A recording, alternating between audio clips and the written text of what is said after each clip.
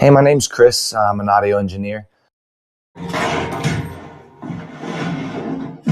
I'm 27 years old, and I've seen many films about 9/11, beginning in 2004 with the film In Plain Sight. And not too many have been made about the airplanes. We have September Clues, the Great American Psy Opera, the Loose Change films, and a few others. I always wondered if the people who made these films came up with a theory and whatever didn't fit into the theory, basically they just left out of the film, because a lot of evidence is missing from some of these films and is very misleading. I would like to make this film and take the audience with me through the evidence, and wherever the evidence leads us, that will be the conclusion of this film.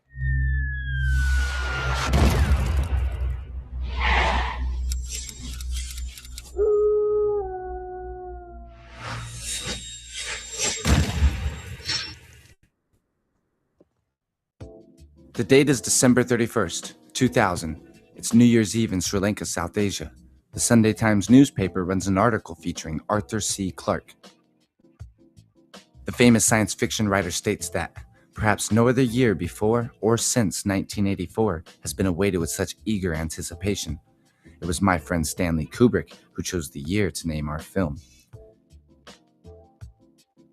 And more than 3 decades later, I have no idea why he did so. But it has turned out to be quite apt, as the intelligent minority of this world will mark January 1st, 2001, as the real beginning of the 21st century, and the third millennium. As we welcome 2001, let us harness our collective energies to create a culture of peace and a land of prosperity.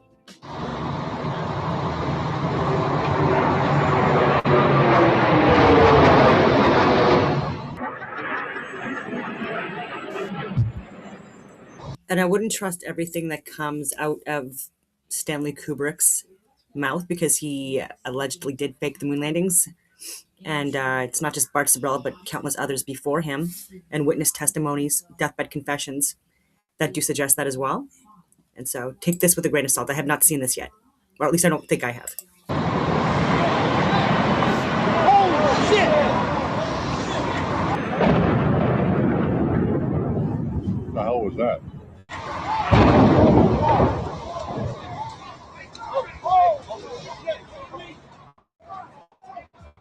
You know, there's that dreadful word alchemy, which we mustn't use, but it was a form of that in a way. It was creating new metals, you see. Some of us need to wake up. I'm awake, rise and shine, I ain't got time to waste. My mind is straight, the design is great. Every rhyme I make could define my fate. Wake up. A lot of people have made the claim that 9/11 was predicted before the events took place. Not only in Hollywood and the mainstream media, but in video games and children's entertainment as well. At first I thought this was pretty outlandish. As it turns out, we were shown these images many times leading up to that day. And you're gonna see the Twin Towers come crumbling down. Wake up. I'm awake, rise and shine, I ain't got time to waste. My mind is straight. Who's gonna knock down the towers? The towers are falling.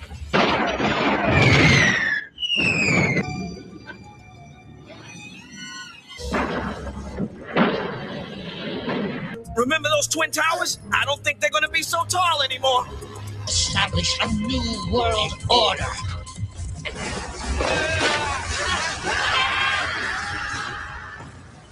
These so-called predictions seem to come from certain individuals as well. One fairly obvious one is that of William Cooper.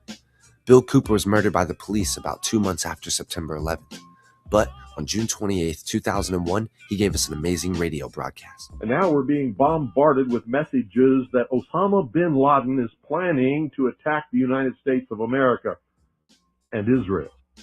And I'm telling you, be prepared for a major attack. But it won't be Osama bin Laden. It will be those behind the New World Order.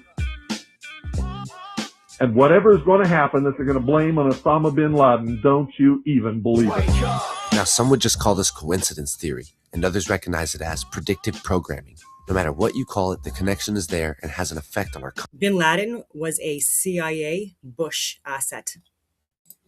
consciousness. Mass perceptions are affected by what is shown in movies. We have a film which highlights free. I don't know if you were able to hear that because I was not on the screen, but Osama bin Laden was a CIA and a Bush asset. And more, but again, those remain. Energy technology and seemingly foreshadows 9/11. People will often readily accept Hollywood perceptions of reality over those in scientific journals. Wake up, I'm awake. One of the earliest predictions was in the 1963 farewell address to the nation by President Eisenhower.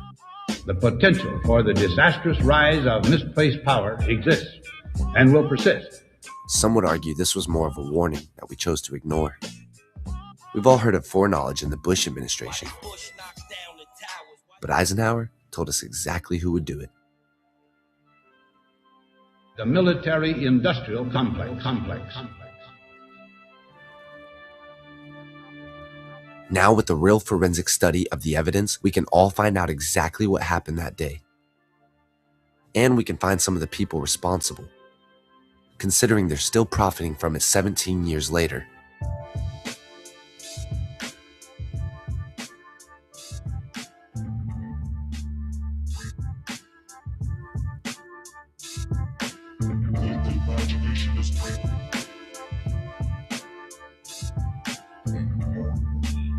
I'm traveling to North Texas to make this documentary.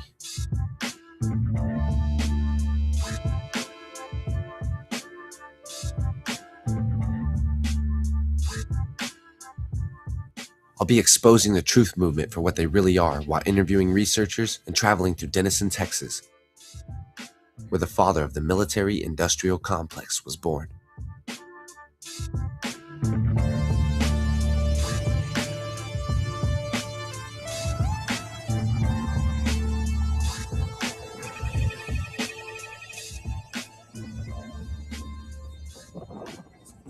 Regardless of how you feel about the events of that day, it is the most important issue of the 21st century. The technology's there that we wouldn't need the fossil fuel industry. We would not. No, we do not need oil, gas, or coal, or nuclear power, or centralized utilities, and have not needed them for decades. The best way to know this truth is by studying the physical evidence of that day. You see, energy is needed for everything. It's used for transportation and shipping, manufacturing companies, agriculture and farming. We have some pretty disgusting ways of creating our energy. But like I said, we need it for everything. We need it to build a skyscraper.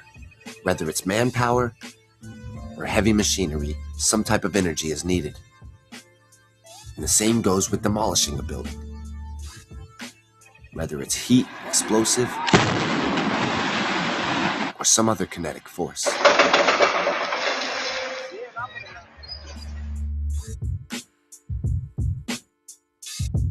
Now, when a building is brought down, the debris pile left over is usually about 12% of the original building height.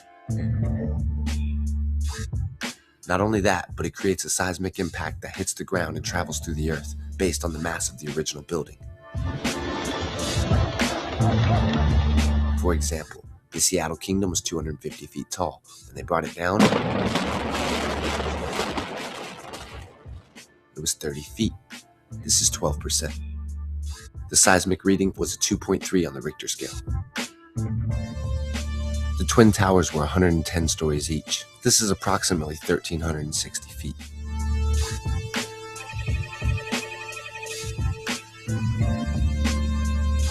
So you would expect 13 to 16 stories of debris left over on that day. The debris pile left over was 3 stories tall, virtually the same height as the lobby.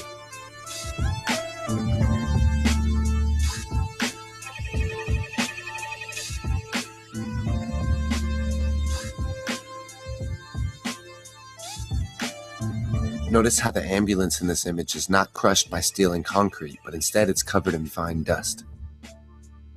And the seismic reading was pretty much the same as the Seattle Kingdom. I mean, obviously you've looked at all of the seismic signals. The signals strength due to the collapse of the towers were not of any magnitude that was seismically significant from an earthquake design standpoint, or from the design or failure of a structural component, or of, I would say, a piping system that might be used in a structure. So there wasn't anything that gave us pause in terms of that being a significant seismic event. So what does this mean? It means tons of steel and concrete did not hit the ground that day. It turned to dust, which you can actually see happening with your own eyes.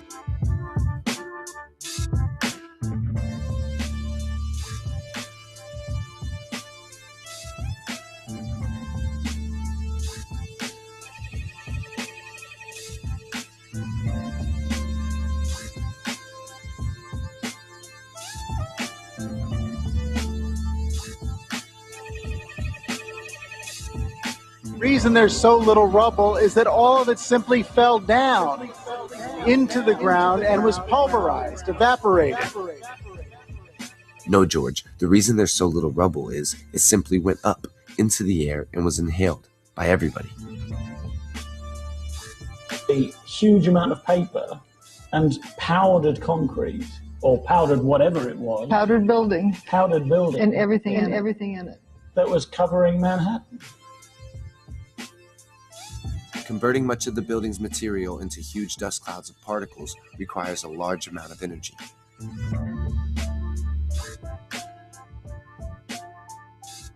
Much more energy than you could get from jet fuel or bombs, let alone a structural collapse. The truth is, an advanced weapon was used to destroy all 7 buildings that day. 9/11 was pulled off using black budget technologies. Secret weapons, so to speak. Anything that can do what was done is classified technology. It has the ability to direct energy in such a way to disrupt the molecular bonds. If we put our heads in the sand and ignore the fact that that technology exists, you can guarantee it's going to be used again and again and again. This was a demonstration in front of the entire planet. I may have shared this before. This is starting to look familiar, but I'm going to watch it again. Of this technology. And it is a horrendous technology that can destroy the planet. But that technology doesn't have to do what was done. It can do good things. Nikola Tesla wanted to give free energy to the world. He was afraid it might be used for evil purposes. This technology did, in fact, fall into enemy hands, and it was used on September 11th, 2001. That means we can use it for good without worrying about that risk, because it's already happened. So I won't have enough time in this film to prove this to you, but you can prove it yourself just by studying the facts. Personally, I would start with Andrew Johnson's 2 books, 9/11 Finding the Truth and 9/11 Holding the Truth. You can get these for free on his website as a PDF, or you can purchase a hard copy on Amazon for about $13. I need to present a short summary of this evidence in order to make the case for these airplanes. If they want the truth about what happened with the planes, surely they want the truth about what happened with the buildings. The towers didn't burn up, nor did they slam to the ground. They turned into dust in midair. Certain people on this planet have the ability to manipulate the structure of matter. Okay, there were still material. There was still material, because even within the first 3 weeks, a large percentage of the rubble, steel, etc., that wasn't melted or turned to powder. Actually, some that were really melted and showed very clear precision cuts through the beams and stuff like that were sold to China. And there were people in academia in the U.S. That complained about that because they wanted these materials to study and were not given access to it. I'll try not to talk too much throughout this, but do I think there's aliens and this is alien technologies? No, I've talked about DEWs, directed energy weapons, for years now as well, and that possibility where there were possibly, again, really high-powered lasers possibly used. And I'm going to reiterate, not alien technology, but advanced technologies that are being hidden from us, and that organizations, companies like Raytheon and Lockheed Martin, etc., do have access to higher level technologies. And this is what people are thinking are USOs, UFOs, etc. I would really like to talk to Stephen Greer about this stuff. So again, if anyone knows him by chance, Can you let him know to reach out to me? Anyway. Down to an atomic, molecular, and even nuclear level.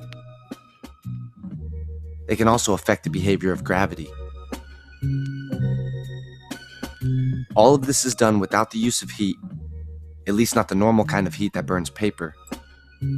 But there's transmutation. No ionizing radiation or any other kinetic force, but instead manipulating what's known as the ether. You can call it sorcery, you can call it alchemy, but I think it's all part of the same thing. It's a way of engineering or affecting the ether, this underlying fabric of our reality.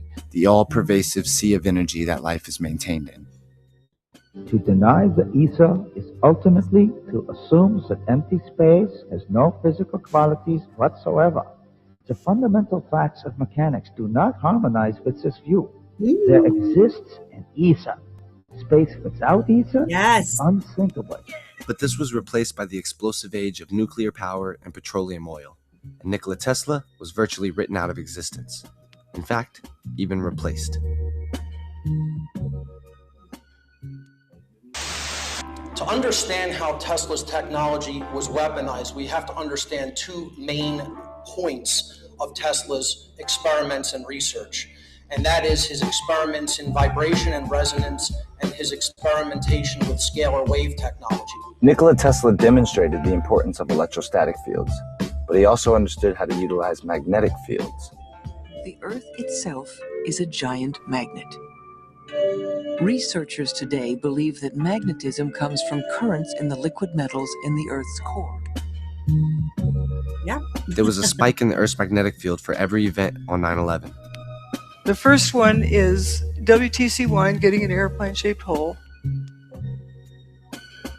It seems this would include the Pentagon event and Shanksville.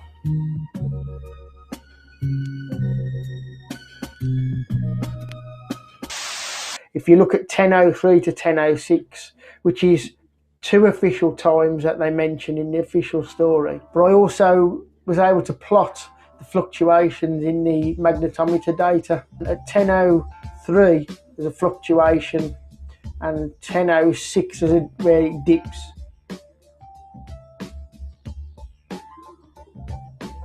Let's look at the weather that day. To the east in the country, no problems except down in Florida, a little rain. Northeast, we'll see little rough seas along the New England coastline from that hurricane that's going away. That hurricane. There was a big hurricane on the morning of 9/11 just off the coast of New York. When you look at the data for Hurricane Erin, this is clear evidence of weather modification, pointing out that Erin went in a straight line for 4 days towards New York City, and then it stopped 5 miles off the coast on 9/11, becoming the closest to the East Coast on that day and covering a wider area. The wind speed, the air pressure, and the location were pretty much constant for 24 hours surrounding the events of 9/11. Controlled environment is what it looks like, but there's a strong possibility the effects of the storm would have reached as far as Pennsylvania, Virginia, and Washington, D.C. JFK Airport, LaGuardia, and Newark airports all reported thunder on 9/11. So the fact that all of the events took place on the East Coast might actually be of huge significance. That says there were field effects there.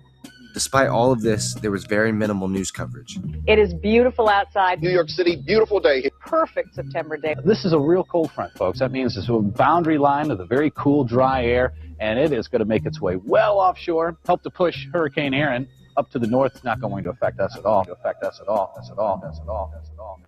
Rough seas still from the chop from that hurricane, but other than that, it's kind of quiet around the country. We like quiet. It's quiet. It's too quiet. Too quiet. Too quiet. Too quiet.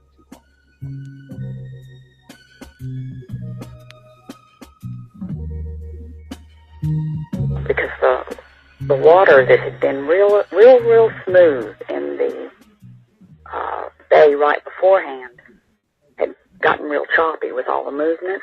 You see, hurricanes are very similar to Tesla coils in the sense they build up a static field.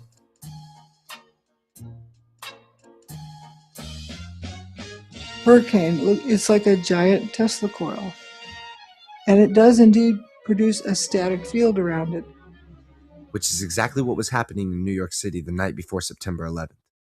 Here's some stills from a video taken the night before 9/11. You can see a static field was present.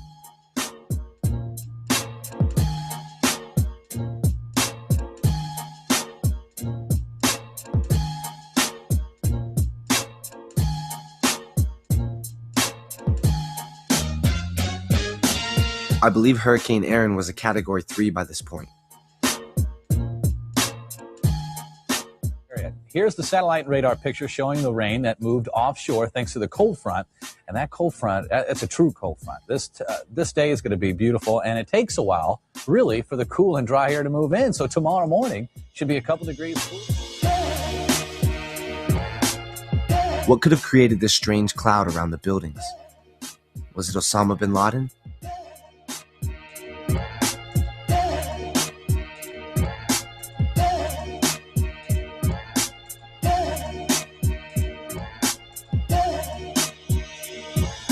This is about 12 hours before the attacks.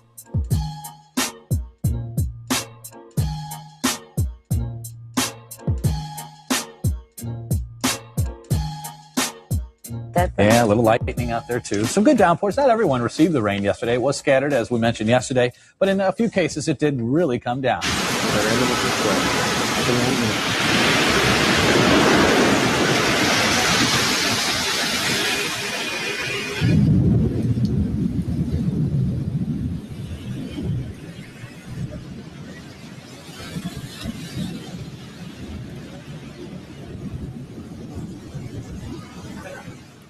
I've come to learn that dry air can act as a sort of capacitor.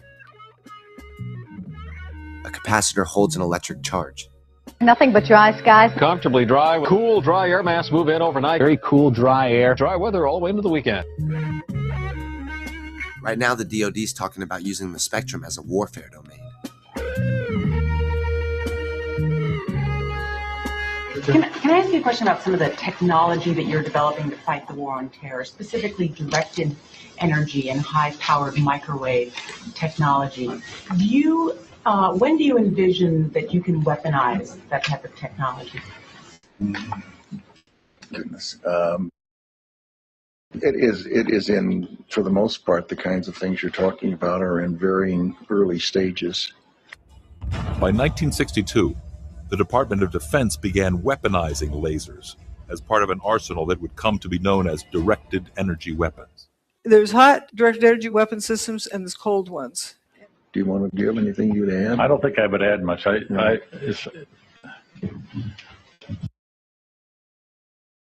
think they are in early stages and probably not ready for employment at this point. Like the electric discharge laser tested by the Army in 1983. The active denial system declassified in 2001, and Zeus, an anti-landmine laser deployed to Afghanistan in 2003. In the normal order of things, when you invest in research and development and begin a developmental project, you don't have any intention or expectations that one would use it. On the other hand, the real world intervenes from time to time, and you reach in there and take something out that is still in a developmental stage, and you might use it. It's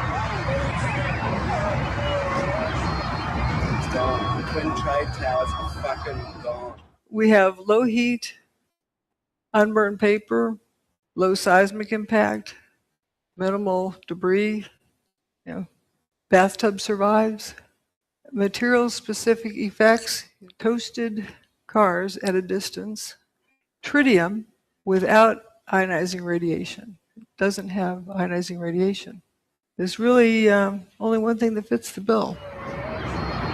It's gone. The Twin Trade Towers are fucking gone. You sound like you're willing to experiment with it. I think that's the point, and I think, and we have, I think, from the beginning of this conflict, I think General Franks has been very open to looking at new things if there are new things available, and has been willing to put them into the fight even before they've been fully wrung out. And I think that's not referring to these two particular cases of directed energy or high-powered microwave, but sure. In 2007, there was a hearing to determine some of the illnesses caused during the Gulf War. According to the Veterans Affairs Committee, electromagnetic weapons were used, including high-powered microwaves. And the committee asked if some of these waves could have contributed to the illnesses.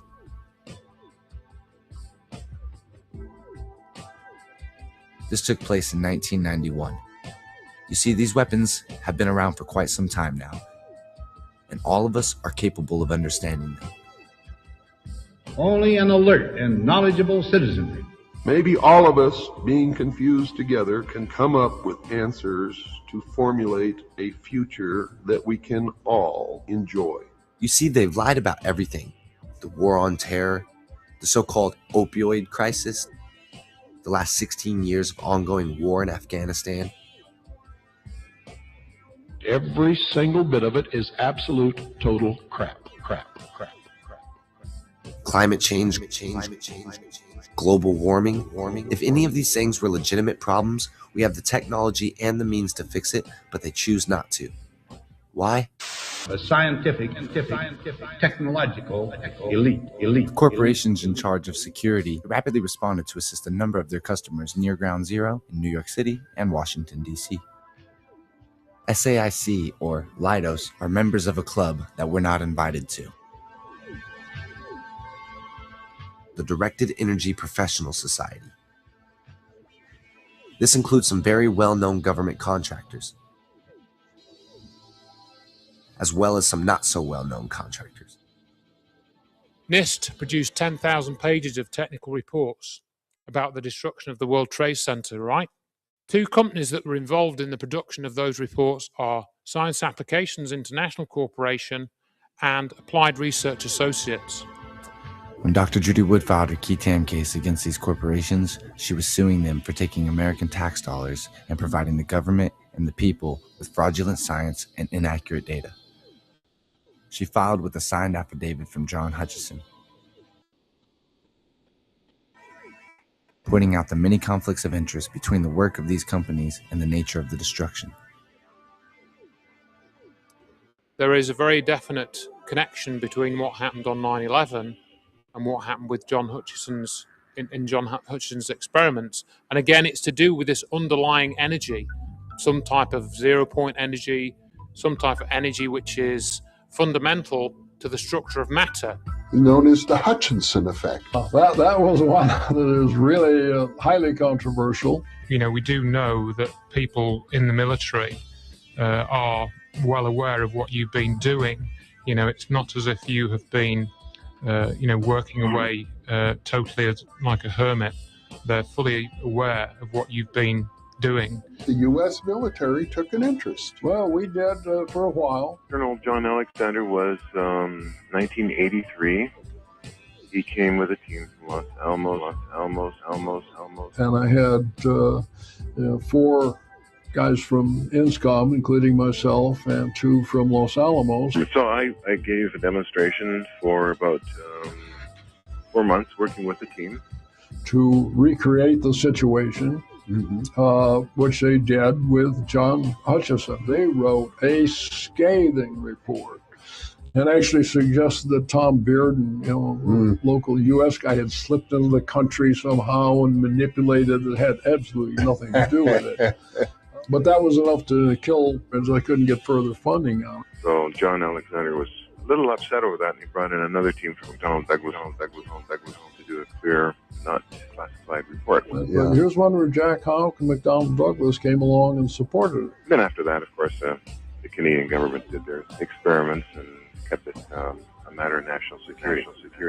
The implications of this technology are so amazing, it could help every single person on this planet. But instead, it's been weaponized and classified. This is an awareness test.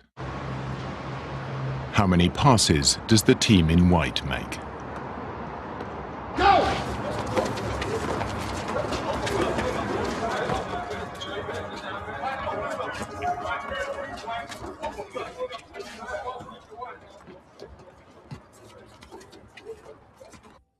The answer is 13. But did you see the moonwalking bear?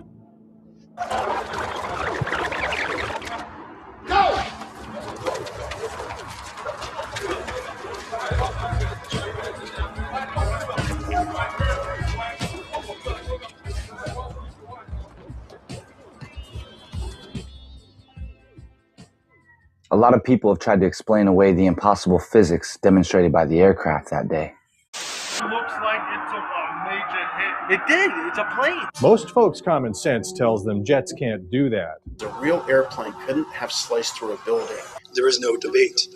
It was like a 767, like a dual engine, American Airlines. I saw it. American Airlines? An aluminum jet cannot slice through a steel skyscraper like a hot knife through butter. With a steel facade, with reinforced concrete flooring, and 47 steel support beams. And all of a sudden I saw this plane. It was right there. There were no planes. A jet's wing can't slice through steel building. It would appear to be a 737 jet plane. They don't disappear into steel skyscrapers.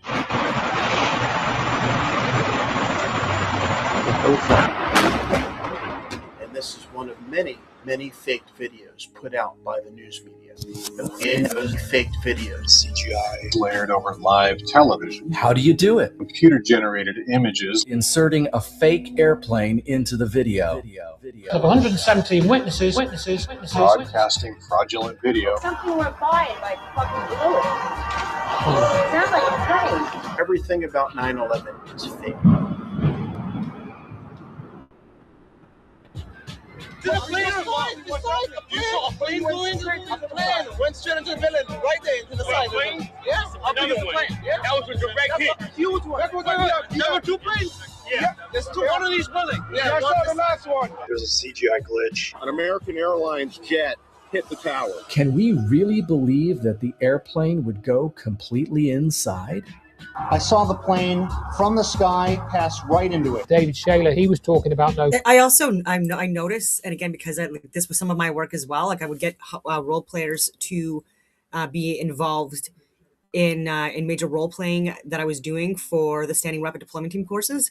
And so I had role players literally within hospitals in Ottawa, like downtown almost, and airports, military bases, you name it. It was a big piece and layered. And if you look at reality TV now, even Jury Duty and these other reality shows, there are people like that can be that could do rehearsals before these events, knowing that they're happening. And look at even when FEMA came, was there as well. But there are people again that can be actors working with government or civilians that they've hired, different companies, and they will play these roles. Did they know they were part of an actual lie? I don't know.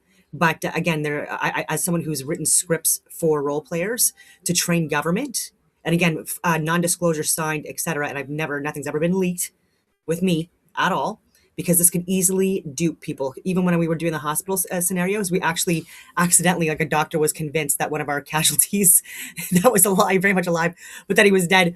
And then he moved and he was like, oh my God. I'm like, no, this is part of a scenario. There's going to be people coming in to, anyways, I'm rambling on, but yeah. So even like the Flight 11, and the people on the ground, these could be scripted. Planes, and he managed to get on. I don't know. Sky News broadcast.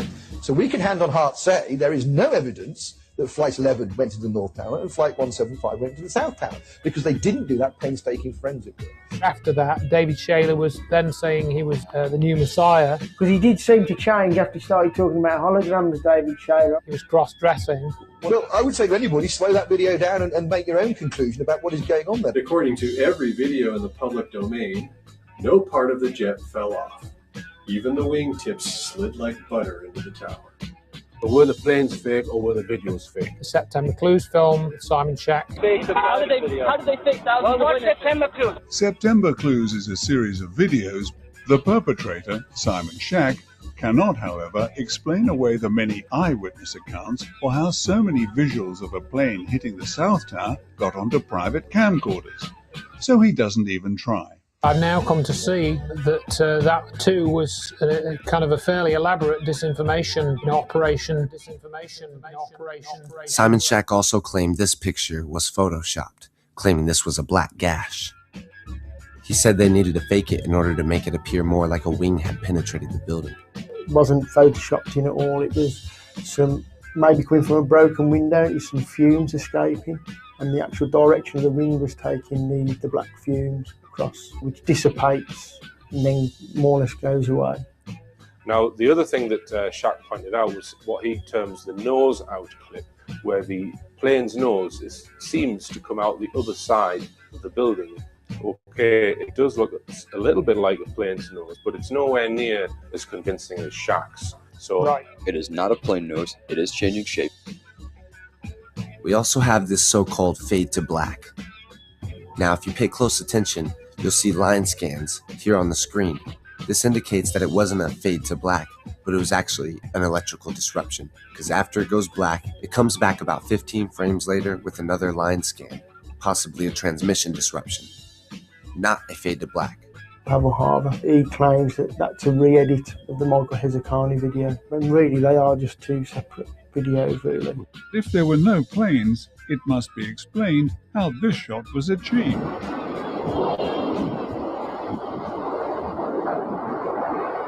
Holy shit! That's quite a clear video, wasn't it, Part Foreman? So how did he track that plane through the sky if there was no plane at all? I was standing right there. I saw it, I heard it, I felt it. And See how it kind of looks like a darker plane? I gotta add myself to this stage. You see how it's kind of a darker plane. I've talked about this as well. Like again, like I've shared even that the pilot's accounts and what he thought this could be something that's like remote operated.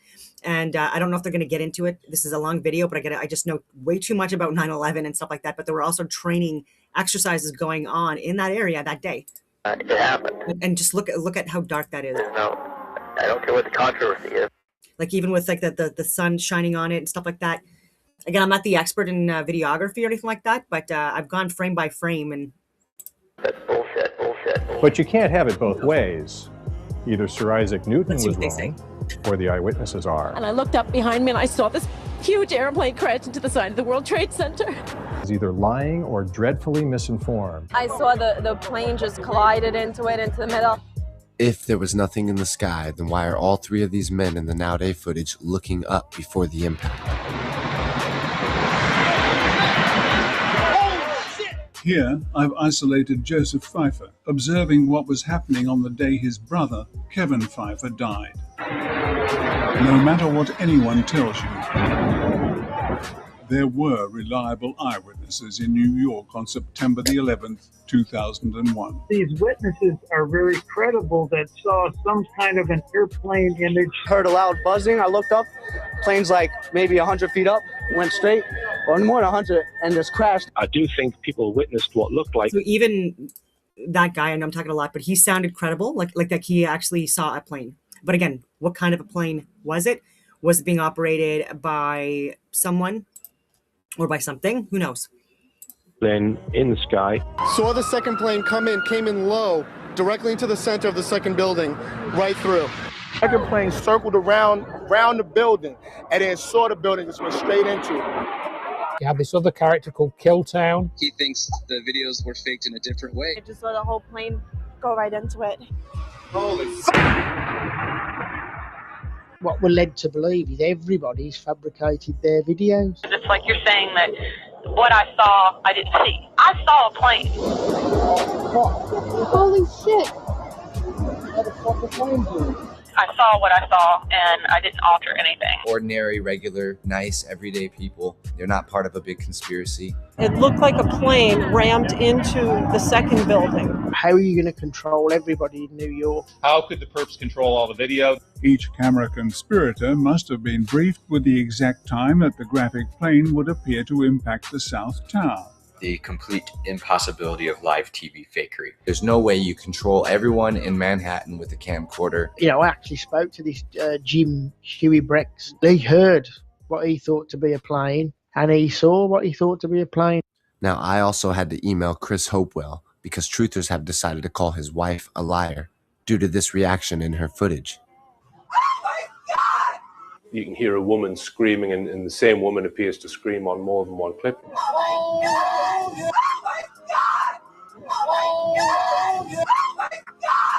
Again, they may have added those for dramatic effect, but it doesn't prove video fakery. Yeah, that does not prove it. And like, what would your response be when you're seeing towers with human beings inside? By the way, we need to remember that as well. There are human beings, innocent people inside. and then also first responders trying to save people. And yeah, it was very traumatic and shocking for people. He's right. All this is dramatic effect. But It's who called knows? post-production. Keep going. Chris Hopewell sold his footage to AP, and they used it for documentaries. And he's not the only one. CNN went round buying the rights to everyone's video cameras. One guy was paid a whole year's salary to give the rights away from what he filmed. But truthers use this as evidence to call the witnesses actors or liars. Now, Mark Collins done a great job of disproving this on his blog. Despite this, some researchers, who I regard as disinformers, still cling to the notion that nothing visible appeared in the sky and plane images were cut and pasted into all of the videos after the events. World Trade Center glass. Once again, if there's nothing in the sky, then why are these people looking up before the impact?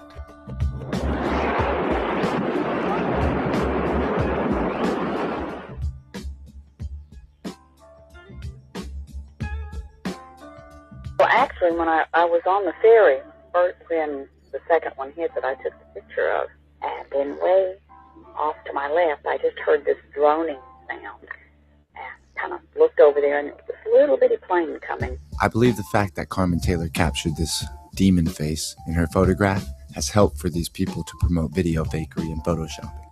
But the fact is, I've also captured the same demon face in multiple videos. You can play the Michael Herzakani video or the Jennifer Spell video and clearly see this demon face. I never saw that till somebody told me. If you're a genuine researcher and you're watching this film and you still believe in video fakery, please listen to all of the Jeffrey Hill phone calls and watch Richard D. Hall's video radar analysis.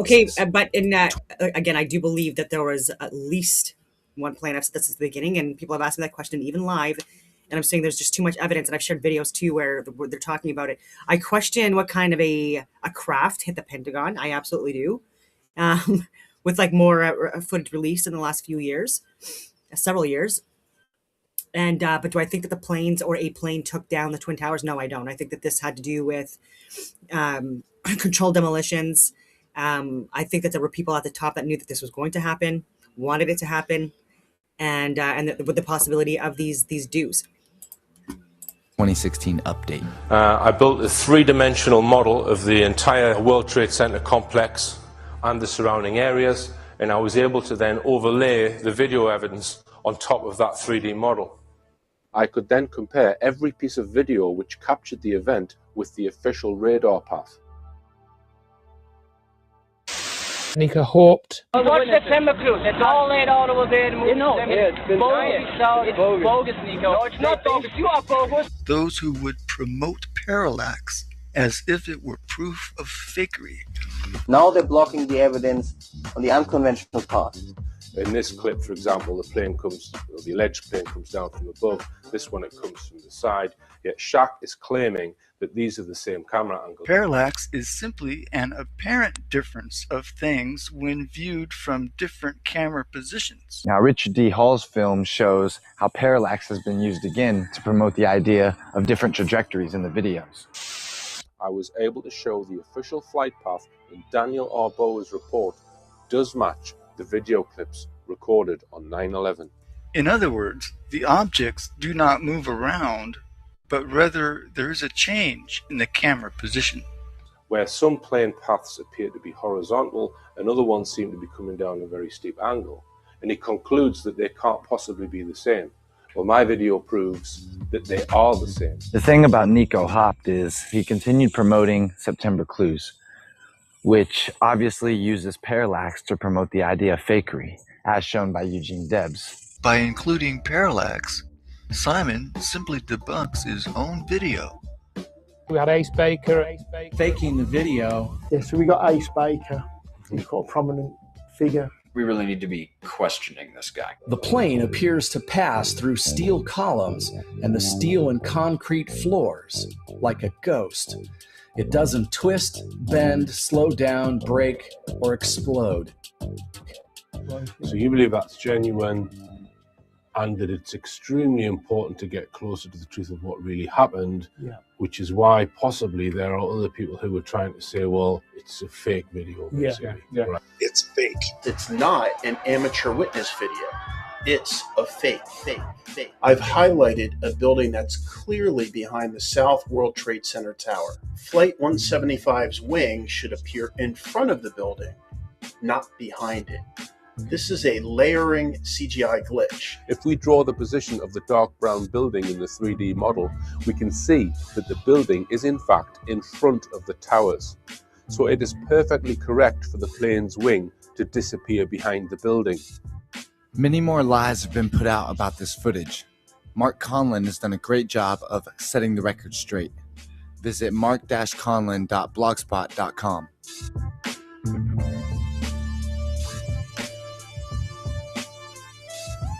The video images were not the result of computer graphic forgery. It would have been too difficult to put in a CGI plane into 26 videos to get it to precisely match up.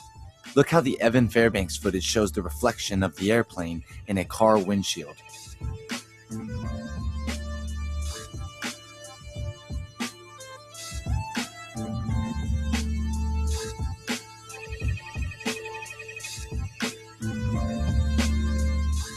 Do you people really want me to believe that they CGI'd the reflection into a car windshield?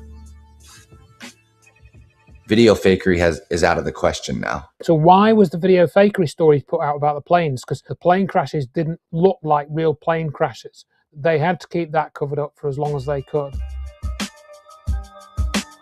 A missile is fired seconds before impact. It is irrefutable that there is something attached to the bottom of this plane. You could clearly see, the appendage on the bottom. That there was a pod attached to the bottom of that aircraft. It appeared to me that there was something on the under fuselage of that aircraft that did not belong there, at least not with a commercial airliner. Al-Qaeda certainly couldn't have added this equipment at Logan International Airport.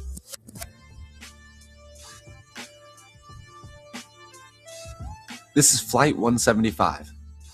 The landing gear flap opens up when retracting and extending out, so they pass where the pod would have allegedly been located, and then they tuck inside the fuselage by the wing fairings, as you can see in this video.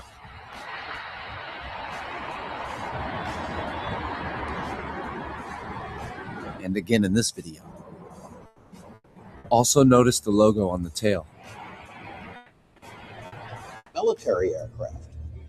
Many others, such as Daniel Pless, would like us to believe that a military airplane hit the building with something attached to the bottom. But if you look closely, you can see the logo here. This is a commercial aircraft. Still don't know. I'm still not entirely convinced. I'm still not.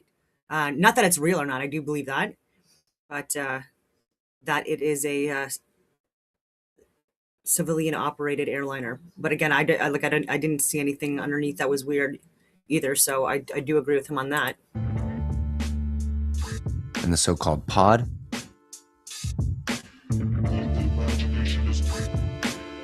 is just the wing fairings. All the different photographic evidence that was produced by CNN and ABC, they all show this pod. It surprises me that an expert pilot thinks this is a pod. And then we have the Northwood documents.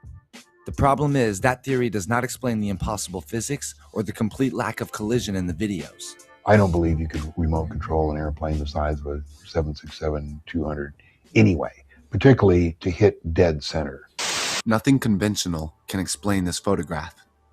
Does an airplane really leave the silhouette of an airplane?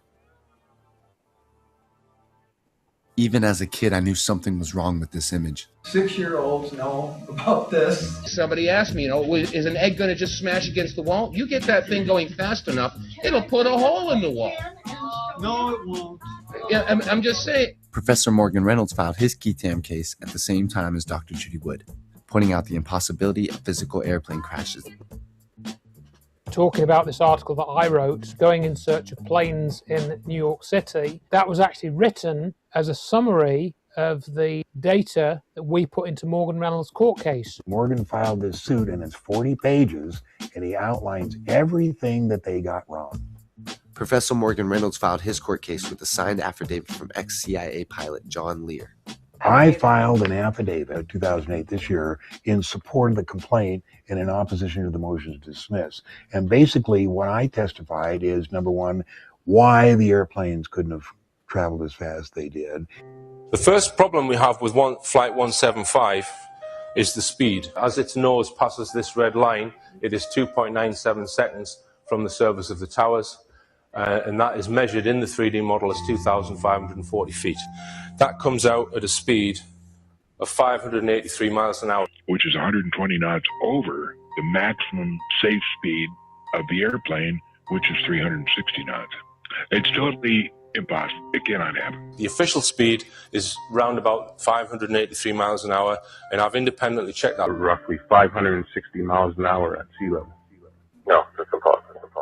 Like 100% impossible. 100% impossible. Yes, again, you need so much power to push yourself through that air. Aeronautical engineer. So that's there. Now, you've got an aircraft that's optimized. It's hard not to believe that an aeronautical engineer. Engines have the right amount of horsepower for cruising at 30,000 feet at 500 plus miles an hour. To do that at ground level, you need 6 times that amount of power. Those engines can't put out 6 times more power. So it cannot. Absolutely not. No. Under all circumstances, I'd say an absolute resounding no. It's physically impossible to control an aircraft of that size and speed at such a low altitude. Yeah, the engine will probably not be able to generate that much thrust at sea level. Because if you think of the molecules of air, they're further apart. When an aircraft descends, air pressure increases rapidly, directly increasing air density. Okay, there's drag involved here. Air pressure increases rapidly. Molecules of air, they're further apart. People will try and argue, oh, well, the plane was in a dive, that's why. No way. This is not diving. It is in a descent. There comes a point where the drag of the air overcomes the aerodynamics of the airplane. So there's no way that it could be going 500 miles an hour at 700 feet altitude then. Not a chance. It would be like a rocket. So there's no way. NIST, which issued a report in September, October of 2005, purporting to model and explain the aircraft impacts in both towers. Each airplane, American Airlines, the North Tower, and United Airlines, the South Tower, hit. It was 2/5 of a second while they disappeared. In my opinion, we are not seeing a 767 with fragile aluminium wings impacting on solid steel columns. We also have the lack of any crash evidence in the footage. Go to airdisaster.com and look at what plane crashes are really like. And why there was no wreckage. Now here's the thing about the wreckage. The video evidence clearly shows no signs of crumbling, breaking, or any collision with the building. We don't see any pieces coming off. We clearly see a building swallowing an airplane. There was a panel of a fuselage that you see with 5 window shades. Now tell me, how's it possible this fuselage survived and made it all the way over here when we clearly see it disappearing into a building in all of the videos? The fuselage is a hollow aluminium tube, and it's being completely swallowed by this steel building. Suppose the fuselage, this was a picture taken on the 25th of October 2001, I should say. It's actually not on this picture that was taken on the 13th. If you look at these pieces, you can actually match them up. This one ain't there. So it looks like that piece of fuselage has been planted on top of the building. I hate to say evidence has been planted without proof, but we clearly see in this video the entire airplane being swallowed by the building. And later these buildings disappeared. So how do we get this fuselage? Just like all the other sites, we have a tiny fuselage with window shades. Professor Reynolds' court case had basically the same defendants as Dr. Judy Wood. And we're talking about major companies here. Science Applications International Corporation, Applied Research. I contacted Morgan, who allowed me to use his court case in this film. All these companies right here are being sued, and what they're being sued for is accepting money for providing a government agency with fraudulent information. Ooh, nice. And you can bet your ass the information is fraudulent. These corporations know damn well that an airplane wing cannot penetrate a building.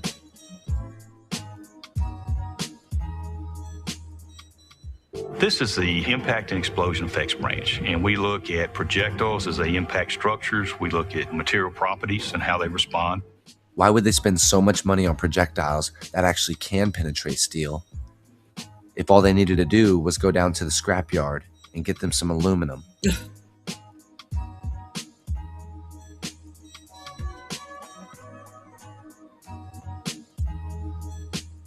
The reason is, this type of material does not penetrate steel.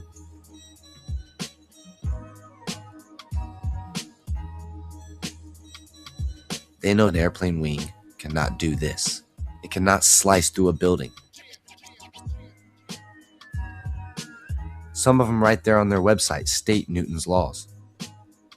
When a projectile encounters a target, interest shifts from the forces felt by the projectile to those felt by the target. The two are related, of course. The forces which the projectile exerts on the target, possibly damaging it, are mirror images of the forces which the target exerts on the projectile, slowing it down and probably damaging it as well. The impacts themselves are one of the key factors which show you it couldn't have been a standard Boeing jet that did the damage. I'm not ruling out the possibility that something solid hit the building, but it wasn't an airplane. Sandia Laboratories had been working on holographic devices attached to aerial platforms that could be controlled. Otherwise, it would have behaved like this.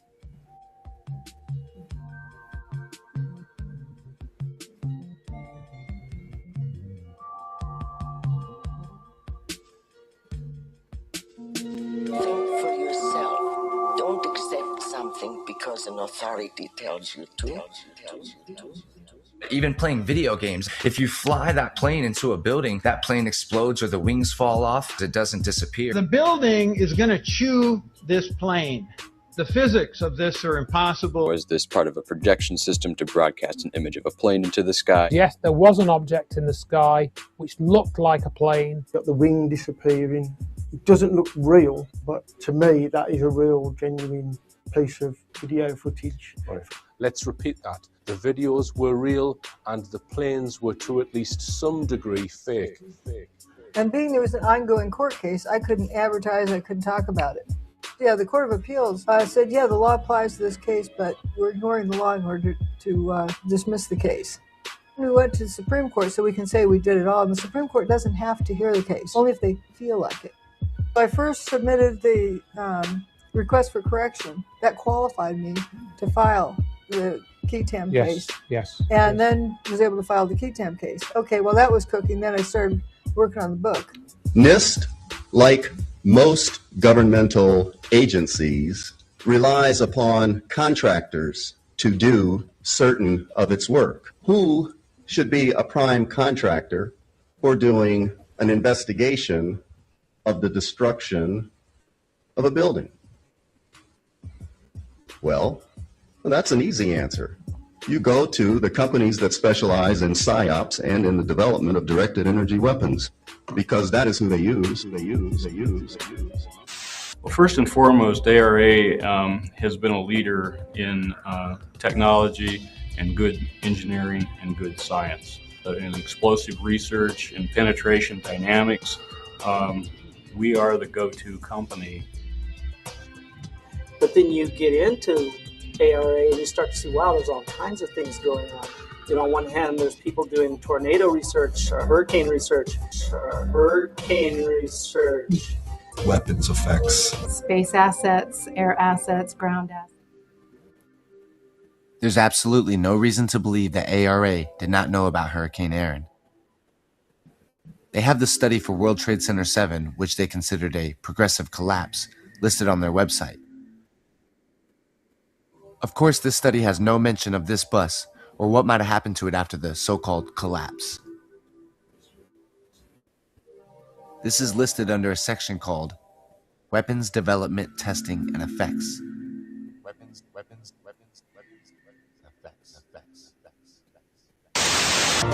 SAIC is ready to respond. It is the country's 9th largest federal contractor with 44,000 employees, over half of them with security clearances. SAIC has received more government contracts than any other company in the country. Despite the company's success on Wall Street, it has not delivered on some of its biggest projects, costing taxpayers hundreds of millions of dollars. Scrutiny of the company is unlikely because of its close ties with the government. The company's top ranks are filled with people who used to run the military, work for presidents and spy agencies. Case in point, Defense Secretary Robert Gates used to sit on SAIC's board. Punaro himself is a retired Marine Corps General Major and used to help run the Senate Armed Services Committee. We do not apologize for the fact that we have some subject matter experts that have had careers in government. David Kaye. You might remember Kaye as the man who led the search for weapons of mass destruction in Iraq, first for the United Nations following the 1991 Gulf War, and again over a decade later for the Bush administration following the 2003 U.S. invasion. In the interim, Kaye was a high-ranking official of SAIC. Kaye made many appearances in the media prior to the U.S. invasion, in which he insisted that Saddam Hussein possessed weapons of mass destruction and needed to be removed. Saddam is in power and desires to maintain weapons of mass destruction. Kaye wasn't the only person It's guys like that that are getting hired still, which is so annoying to me. Again, that's my ego talking, but like, put me back in the game, coach. Like, I can't believe these are the people that are getting hired as the experts for international security or security domestically. With SAIC, publicly supporting the push for war. You may also remember retired General Wayne Downing. He spent years on the SAIC board. It's about taking that regime out. Don Bartlett discovered that as an SAIC director, Downing had amassed tens of thousands of shares of SAIC stock. And in an interview, David Kaye told Bartlett that he too had received shares in the company. And so here you had two SAIC people with stock in the company, which would only go up with the war, urging war.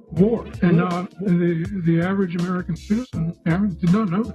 Not a clue. The news media said nothing about it, said nothing, not a clue. David Kaye later went before the Senate to admit his mistake. It turns out we were all wrong, probably, in my judgment. Kaye called for an investigation into how the intelligence could have been so flawed. Yeah, this guy called for the investigation. And for his honesty, Kaye was celebrated in the media. So finally this evening, our person of the week. He has certainly made news this week, and he has done his country and the world a great public service. And guess who they hired to do the investigation? Once again. Among the outsiders chosen by the Bush administration to figure out what went wrong, 3 officials of SAIC. Although 9/11 was a tragedy for America, it was very, very good for defense contractors like SAIC. In fact, one of the reasons that the FBI gave in 2001 for not knowing that 2 of the September 11th hijackers were living in San Diego was that its antiquated computer system wasn't set up to share information. But SAIC spent 3 years building a system that ultimately failed. In the build-up to war in Iraq, the government awarded SAIC 7 contracts without competitive bidding. The contracts had a face value of over $100 million. But after budget overruns, SAIC would get far more. After the 9/11 terrorist attacks, SAIC won a $280 million contract from the National Security Agency to create a new computer system that would organize the agency's worldwide surveillance of telephone and email communications. This is a very powerful company.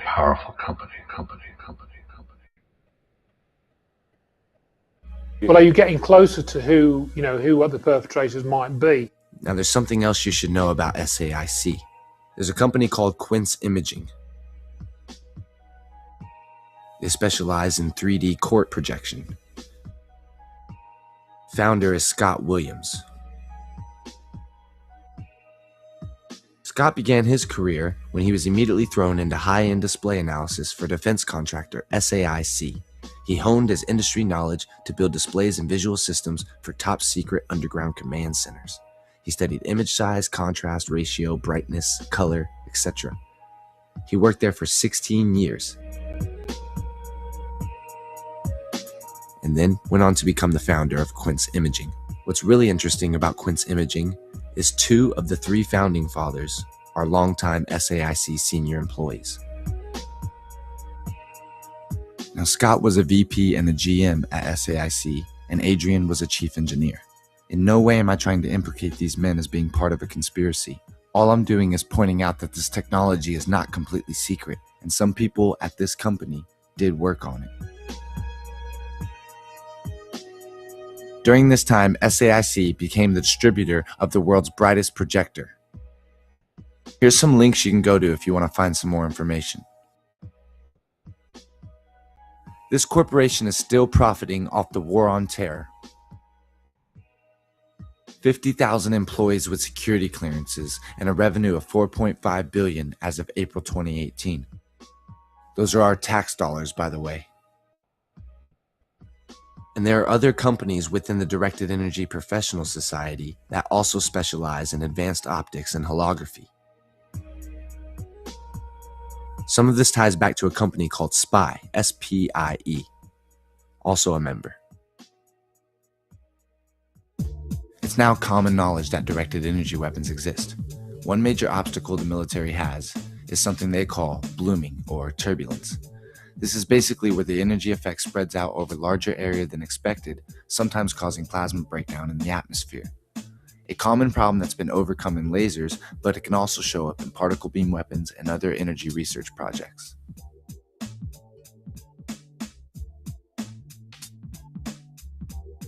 While I was digging into this, I found out that this effect can show up in other places. Phase conjugation is a fascinating phenomenon that operates somewhat like holography, but it is a dynamic hologram whose holographic plate is defined by interfering wavefronts in a non-linear optical medium rather than etched as a static pattern on a glass plate, like this.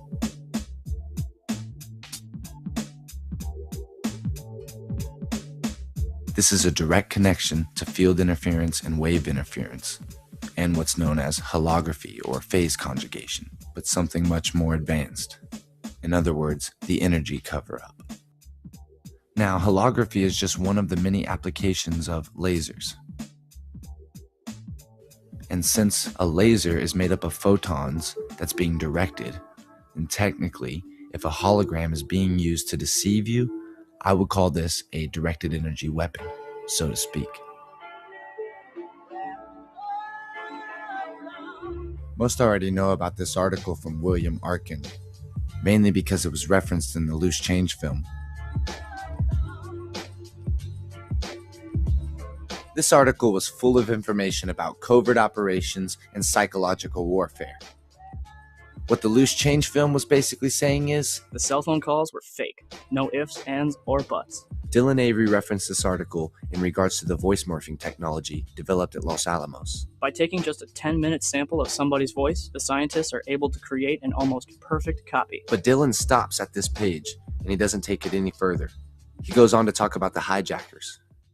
There was some very valuable information in this article, like the spaceborne holographic projector that's able to project a large three-dimensional object that appeared to float in midair, or the fact that there's a classified super-secret program to develop the technology,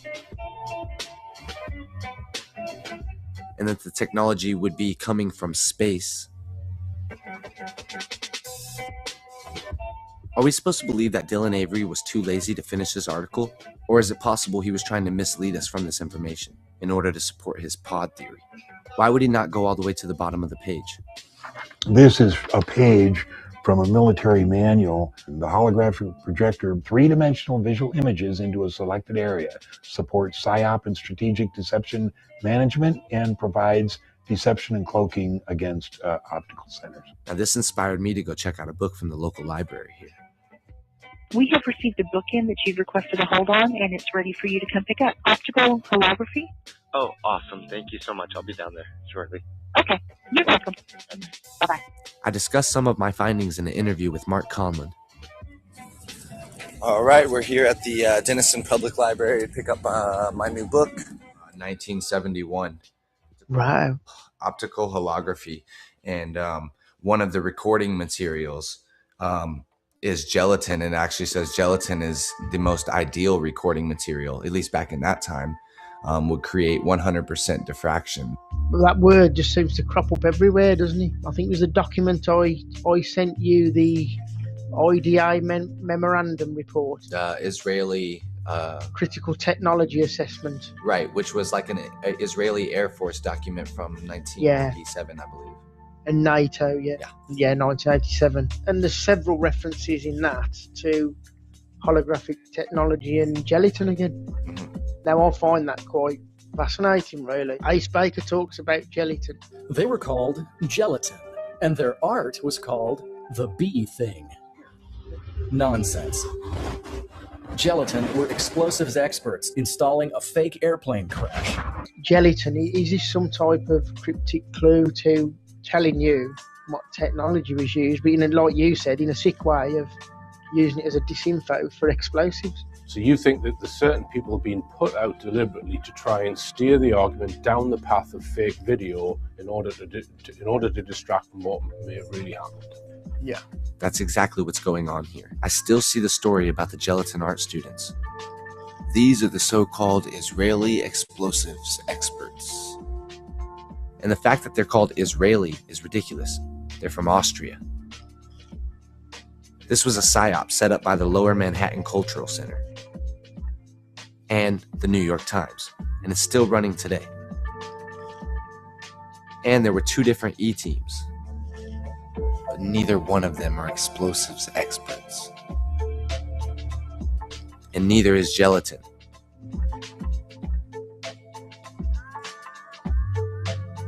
In August, I think it was the New York Times, has and it's still up on their website.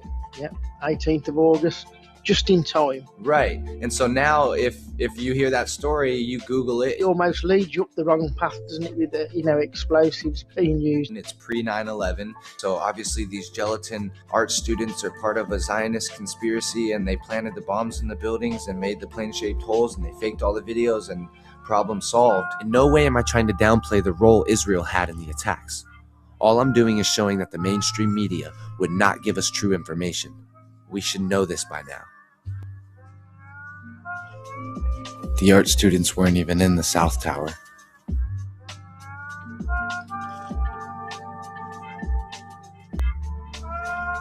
But this story was put out in order to help promote fraud. It's still being used today. People are even calling the jumpers fake. I can't even believe I have to address this issue. Many witnesses saw people fall to their deaths. Plus, the people promoting this story cannot be trusted. They've had their own fair share of performance art. We need you, Ace. We need you. I need you. The world needs you. These are temporary problems. Innovators in their field are frequently unappreciated. My God, Galileo was subjected to an inquisition, prosecuted by the church. Galileo, for God's sake. I'm coming home. I hope this is not for real. Not only that, but he's a very creepy character. He tried to sabotage both Judy Wood and Morgan Reynolds' exposure of their court case. He works in post-production like I do. He worked for a company called Phoenician Entertainment. They were only around from 1999 to 2002, and the films they put out were very telling as far as propaganda goes. When you look at the themes of some of these films, it's pretty obvious what they're promoting here.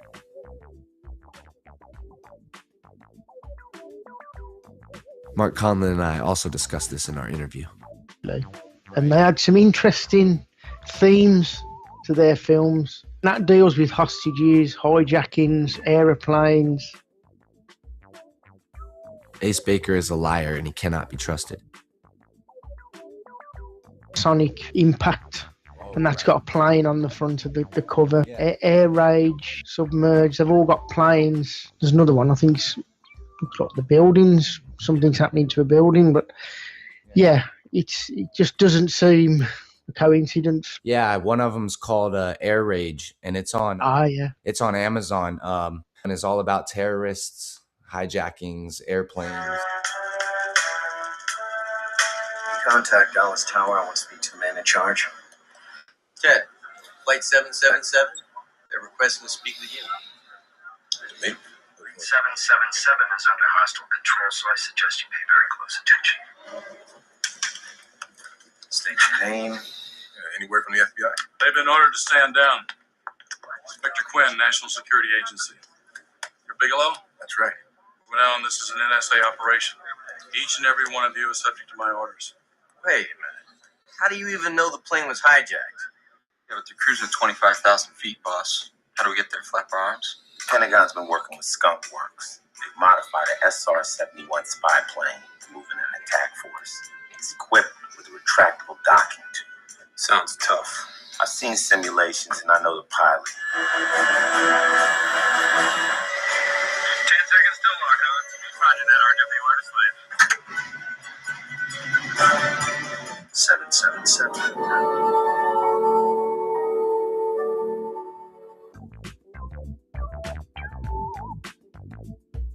It's in their manuals. It's called perception management. They worked for Reality Check Studios, a software partner of Vizart, or Visit, V-I-Z-R-T. That stands for Visualization in Real Time or Visual Artist. It's a Norwegian company that creates content for production management and distribution tools for the digital media industry. You may not be aware, but you've probably seen Vizart's work. They were the ones responsible for the holograms on CNN during the 2008 election. Remember they beamed Jessica Yellen on stage? Here's one of the engineers discussing the technology. And lately, toward the election on CNN, we incorporated the hologram being generated by Stats, our partners, and it comes into the studio looking as if naturally it's part of the scenery. Here's the Stats guy. A technology that you saw at CNN on election night, and what it is it's a virtual hologram effect that we're able to show either in the real world or in a virtual set. Here's Jessica Yellen explaining it live. There are 35 high-definition cameras ringing me in a ring around me. I'm in the center, and they shoot my body at different angles, and I'm told that transmits what looks like an entire body image back there to New York. Interestingly, the feeds were apparently dumbed down to create an effect similar to a science fiction movie that viewers would be more comfortable with. Beamed into CNN studio in under a second, creating an almost lossless holographic feed, live. And Ace Baker knows all about this technology, but at the same time, he's producing a film about fake video. The official airplane videos look fake. And there's all kinds of other stuff that he made up.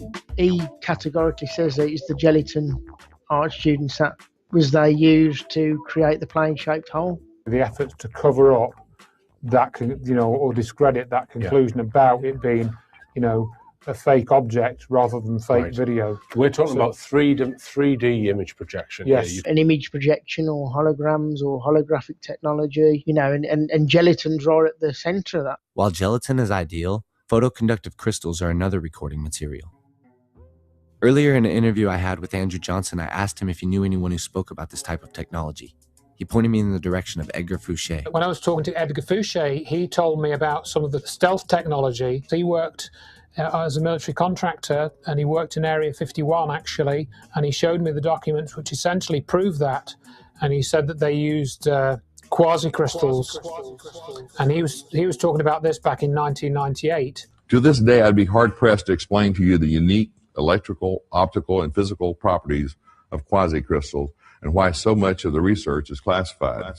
Why is the U.S. Department of Energy and Ames Laboratory so vigorously pursuing research in quasi-crystals? So the guy that was into them, who was quite a specialist, was a guy called Daniel Shechtman. And in 1982, I have found a crystal, and then several crystals, that it had 5-fold rotational symmetry, which was forbidden by the paradigm, by the rules that the International Union of Crystallographers created. Dan Shechtman is an Israeli national. In fact, he's a prominent figure in the political movement of Israel. In his early days, he worked for Wright-Patterson Air Force Base. This is where they claim they took the remains from the Roswell crash back in 1947. And there are plenty of other secret military projects going on at Wright-Patterson Air Force Base. And then it took 2 years to decipher. In 1984, a paper was published which marked the discovery of quasi-crystals, two distinctly different metallic crystals joined symmetrically together. The work, by the way, was done at National Bureau of Standards, NBS, in Washington, where I spent my sabbatical. Now, in the 80s, this was called the National Bureau of Standards. Now, we call it the National Institute of Standards and Technology. I found papers that listed military applications, but if you're not a member of academia or military, then you can't read them. Or you can pay $75 per PDF. So Dan Shechtman found these quasi-crystals while he was working at NIST during his sabbatical. And lo and behold, this cannot be. It implies five-fold rotational symmetry. Something Ed Fouché had been talking about 13 years earlier. I've discovered that classified research has shown that quasi-crystals are used for high-energy storage materials, metal matrix components, thermal barriers, exotic coatings, infrared sensors, high-power laser applications, and electromagnetics. By 1986, several top-secret advanced studies were going on funded by DARPA. For a couple of years, I was alone. I was ridiculed. I was treated badly by my peers and my colleagues. This is something new. That person expelled me from his group. He said, "You are a disgrace to our group. I cannot." He was standing on stages and published papers saying that Danny Shechtman is talking nonsense. And then I saw a presentation which was done in 2012 by somebody at Imperial College, and they were talking about quasi-crystals and how you could set them up in a material and you could make this material have a negative refractive index, which he essentially showed that this could be used to project an image from a surface, for stealth. That's essentially what he was talking about. I mean, how would Ed Fouché know that? He wasn't a physicist. He was a cryptographer, a technician. If you can, you have to imagine these things repeating in 3 different dimensions. I actually then later found that Daniel Shechtman won the Nobel Prize for Chemistry in 2011 for, guess what? His work in quasi-crystals. It seems Dan Shechtman might have done something to get himself in the know. Here's an image with him and none other than Benjamin Netanyahu. And he's demonstrating for him his five-fold symmetry, which was forbidden by the paradigm.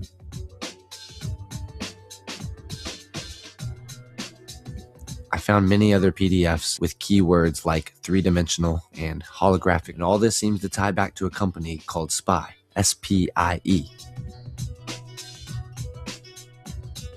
and the Directed Energy Professional Society.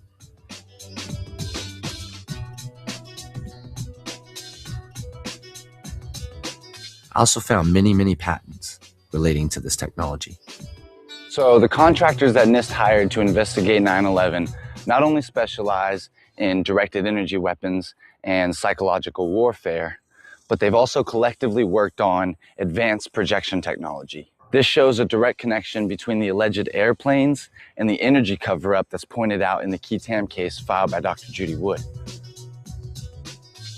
Both Professor Reynolds and Dr. Wood's court case was dismissed, but the judge admitted to ignoring the law. So the system is basically rigged. Still, if the so-called truth movement wasn't suppressing this information, then maybe they could have gotten some media exposure and had a better chance. I think it was January 22nd where they announced that they weren't going to hear the case. And early February 2010, Richard Gage, Stephen Jones, and so forth announced a worldwide press conference. That limited me from talking about it. Yes, yeah. Because it would be shut down immediately. Why would they do that? Especially considering the many people who still demand a new investigation. Dr. Judy Wood did the investigation. If more of the public knew about it, maybe it wouldn't have been so easy for the judge to throw the case out. If we had 1,000 people in the street out front, you would have had something different happen. The Architects and Engineers group, that's what happened. If they brought up your name, your research, the court case. This is the founder of Architects and Engineers for 9/11 Truth. I recently interviewed Dr. Abraham Rodriguez, which you can find on my website. He's been right in the middle of the censorship by the Truth Movement. He also has a couple of videos exposing Richard Gage as the liar that he is. I don't understand the seismic rapid data. I haven't studied it. I don't know. It's very confusing. The Truth Movement is doing a good job keeping the truth moving. The fact is, these tax-free organizations that claim to be about truth have been ignoring a huge amount of evidence for the last 16 years, giving talks and making a lot of money. The Truth Movement won't even discuss the airplanes.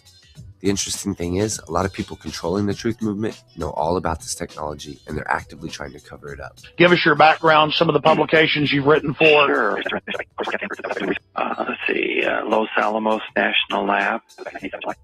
Article is Cold Nuclear Fusion.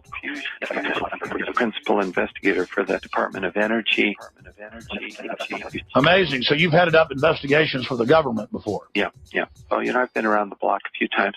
So Jones, I think, knew about all of those effects and was briefed on some of them as well, if he didn't already know. I'm pretty sure of that. The cold fusion part of it. In fact, that was the title Paul Palmer and I gave to what we were doing, which is, we sometimes called it metal catalyzed fusion because the fusion occurs in metals. Fusion occurs in metals and metals and metals. The connections that Jones has between the cold fusion experience that everybody can read about in Dr. Maloh's book, and with what's going on right now with the 9/11 situation, it's just a mirror image of him muddling up 9/11. Eugene Maloff died. I didn't know that when I made my first film. Oh, did you not? Oh, yeah. I became familiar with him and his work about a year before he died. I think they killed him basically because of Jones. Because I think that as soon as Jones came on the scene, Maloff would have smelled a rat. He would have known. When Jones was talking about 9/11, Maloff would have known there was a connection between cold fusion and 9/11 straight away. He talked about it wasn't just thermite; it was thermate, which is where you add sulfur to the thermite, because he said that there was sulfidation of the steel. It's a good question, but there is an answer. The answer is with sulfur added. So what I think why Jones said that was in case anybody detected this sulfur in the steel, and then they'd say, oh yeah, well that's the thermate. It showed traces of sulfur, which is consistent with a byproduct of thermate. No, it's not. That's more evidence of transmutation. What's rusting? It's oxidation. So what's oxidation? It's the addition of oxygen. And what does sulfidation mean? It means the addition of sulfur to the mixture. What's sulfur? Sulfur is a compound and the atomic number is 32. How do you get 32? Well, how about adding two 16s together? What's the atomic number for oxygen? 16? 16. So two oxygen molecules joining together and creating this sulfidation effect on the steel. We've got these charge clusters, which is in Dr. Wood's book. It's that Ken Shoulders talked about, and that is these charge clusters which produce the nuclear effects. You telling me that this sucker is nuclear? No. This sucker's electrical. You'll never hear this kind of stuff coming from the Truth Movement. They're way too busy promoting nanothermite or superthermite. He's spending all their time and energy trying to debunk these two people who aren't hurting anybody. Just like the witnesses aren't hurting anybody, but that doesn't stop truthers from attacking them. We have people who say everything is fake and they like to call people liars when they're the liars. The newest member of this club is Steve Dayak. And there's absolutely no point to ask these guys what happened at the Pentagon or in Shanksville. You might as well watch an episode of South Park. Shot down all the witnesses in Flight 93 with an F-15 after blowing up the Pentagon with a cruise missile. Some people just take the mainstream speculation and run with it. Why would debris be located 6 miles away? Could it have blown that far away? Seems highly unlikely. Now, we are not in the business of reporting rumors. So it raises some questions. We don't want to over-speculate. There has been a lot of speculation. We don't want to speculate about this large debris field. And again, it is speculation. Not reliable, but information and speculation. It certainly doesn't make sense. You were the one who gave the direct order to shoot down a plane that you were told, as it turns out incorrectly, was headed for Washington. Right. That's correct. And when the flight got shot down by the happy hooligans out of North Dakota who refused stand-down order and shot it down with 2 AIM-9 Sidewinders. I have that from one top general and from pilots. This is vitally dangerous info, by the way, folks. Thanks for that, Alex. Never mind all the eyewitnesses that saw an airplane. I seen it go nosedive straight into the ground down here. This plane may have been shot down. The plane came right along this mid-spot. It may have been shot down. And it just went nose right into the ground. It was going like this. Saw the plane coming down at almost a 90-degree angle, maybe an 80-degree angle. Then flipped upside down at 10:03 p.m. It was completely upside down is what it was. The tail fin was down, and it was going in at a sharp ascent, probably more than a 45-degree angle, closer to a 90-degree. Here's another witness that's been called a liar. If you Google my name, I come up as a total fraud. She's become a target of bloggers who say the photograph is a fake. Val says that 9/11 conspiracists have harassed her with emails and phone calls. They believe Flight 93 was shot down as part of a government conspiracy and accuse Val of being part of it. The shoot-down stories, I believe, are a distraction. There's no evidence for them. My husband, it was his second day on the job, and he watched it come down. It wasn't shot down or nothing. It's been said it was black. It's been said it was shot down and all this. He's the one that saw it come down. We just don't want bothered anymore. Heard the plane, and he looked up and he thought it was flying rather low. And then he watched it as it continued along the horizon right in front of him. And he said all of a sudden, the plane just took a dive and apparently went down at about a 45-degree angle. The nose hit first. Despite these testimonies, we have no evidence of an airplane crash. Actually, quite the opposite. It looks like there's nothing there except for a hole in the ground. Basically, that's right. The only thing you could see was a big gouge in the earth and some broken trees. It looked like someone gouged about a 10-foot wide, 10-foot deep trough through the strip mine area. It looked like the plane had hit, but there's not a lot of evidence of the airplane. I saw absolutely no signs that an airplane was present, no matter what direction I looked. You didn't know that a plane had crashed there. You had a crater, and the initial crater was probably 15 feet deep, but we didn't have big plane parts laying everywhere. So we got no plane parts, no people, but we got passports and box cutters. Oh, and a plane-shaped hole. Could actually see the wings, outline of the wings and the main fuselage, the center of the plane, how it went down into the ground.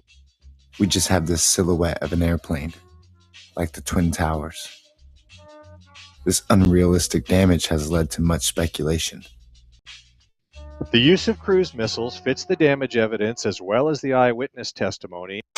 The people here in the area have reported that they saw a commercial airliner going overhead at about 2,000 to 3,000 feet. As well as the eyewitness testimony. With no landing gear down.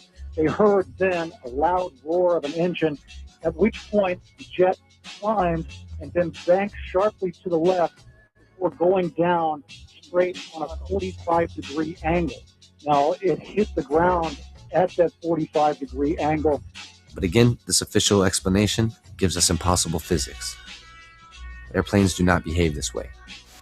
Even if somehow the airplane did nosedive into the ground. Full disclosure, I've missed the last 25 minutes or so just because I took my dogs out again. And so if there's anything in here that I missed that I don't know, I'm going to definitely go back to it and respond, but I'm back. You would expect fuel to be found in the soil. Yet according to the DEP reports, we have no soil contamination. In other words, no jet fuel in the soil. Of course, a lot of this information has been taken off the internet. I've archived some links. So whether an airplane or a missile was used, you would expect some type of contamination.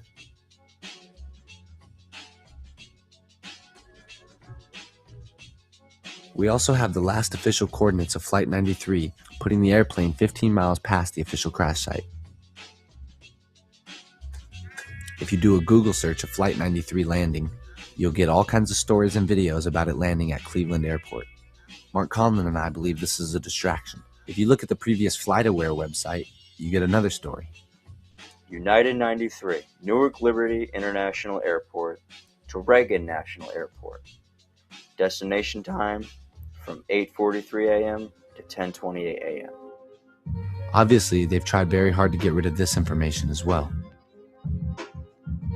They've changed it to what the 9/11 Commission report says.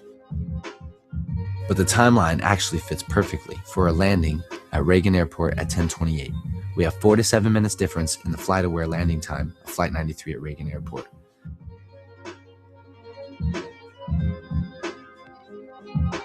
Bearing in mind the official story says the passengers stopped Flight 93 going to its target, which was the White House. Also, Camp David has been mentioned. Flight 93 officially goes off course at 8:56 over Cleveland, Ohio. So the theory that's put forward in Loose Change and other videos is that it landed at Cleveland Airport. But this conflicts with physical evidence.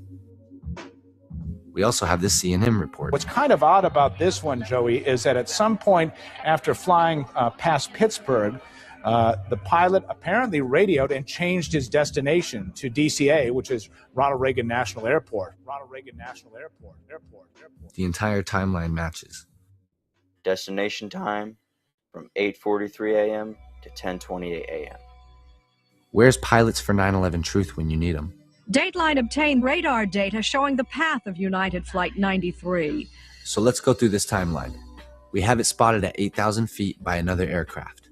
Then we have air traffic control reporting that it's flashing over Hagerstown. Then we have the last coordinates reported by air traffic control, putting it 15 miles past the official crash site, leaving just enough time for a 10:28 landing at Reagan International Airport. There was a suspicious aircraft reported approaching Washington Airport. I believe this was Flight 93. And Michael, I've been told by our guest here, Michael Hirschman, who's the president of an international security and counterterrorism firm, that there's an unidentified aircraft approaching an airport in Northern Virginia, possibly Dulles or Washington National Airport. Authorities there are scrambling to find out about that aircraft. An unidentified aircraft circling and approaching an airport in Northern Virginia. We're not sure which airport that is. You have Dulles there, you have Reagan International, and George, actually those are the two airports there, scrambling to find out the nature of that aircraft. Can you tell us any more, Mr. Hirschman? Only that's an unidentified aircraft approaching Northern Virginia. What is it that that security can do at this point as they monitor that flight? Well, my information, and of course all of this is unconfirmed. You can imagine the state of confusion right now. But my information is that they're scrambling jet fighters out of local military aircraft. Michael, we'll come back to you in just a couple of moments. I hate to interrupt you. Mark Conlon and I calculated the time, and it fits perfectly.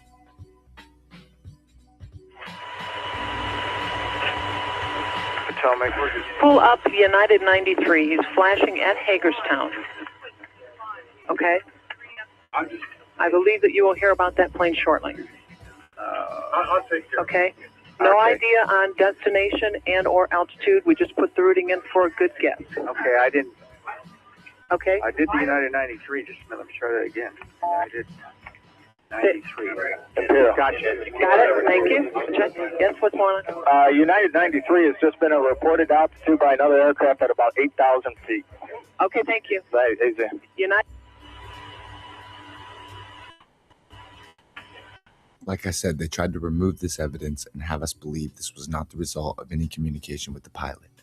But that sounds very suspect. By another aircraft at about 8,000 feet. He's flashing at Hagerstown. And thanks to the research of Mark Conlon, I now realize that it also conflicts with official radar data. A new flight plan was filed from on board. Oh, not from on board. Filed from on board. Perhaps by a fourth hijacker, identified today as a pilot. Destination, Reagan International Airport. Get back. You got another plane 20 miles out and they're evacuating everybody. Hijack that's going in. That's what they said. Report of another hijacked airplane coming in, a minimum of 500 yards from the Pentagon.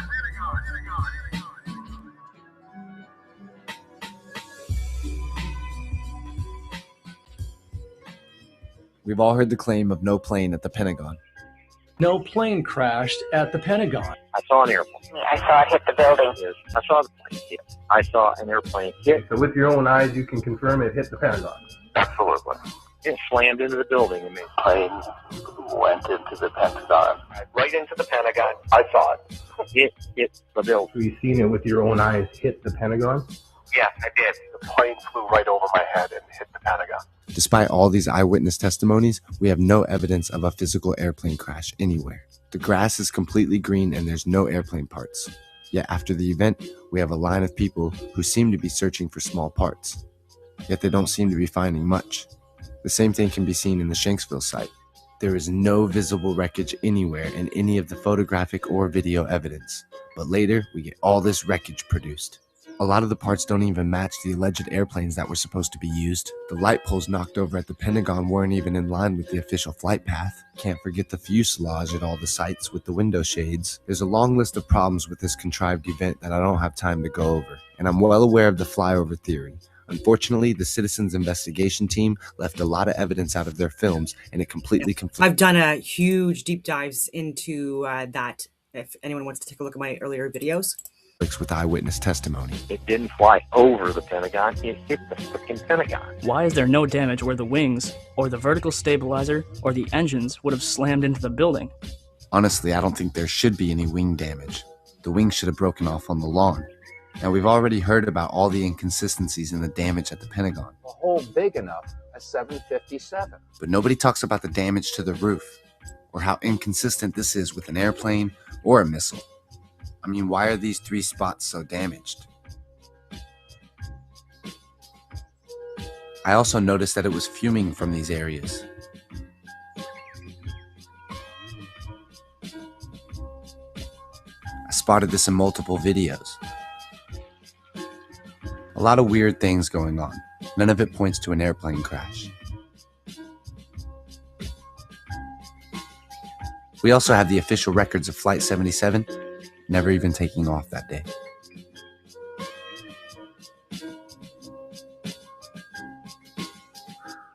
I think the lack of airplane debris on the grass can easily be explained by this testimony. The Pentagon sucked in the airplane, so we didn't see any more parts or sucked in the airplane, so we didn't see any more parts or any pieces of the airplane. We also have Susan McLuhan's testimony. I shut off my radio. And that's when I knew there was no sound. And I said it out loud. I said it 2 times. Oh my God, it's going to crash. It's going to crash. It cleared those trees. So it, to my knowledge, it just seems to me it had to be below the power lines. Came in, swooped up, cleared those trees. It was fall, so it was full of leaves. No leaves moved on the trees. Nothing fell.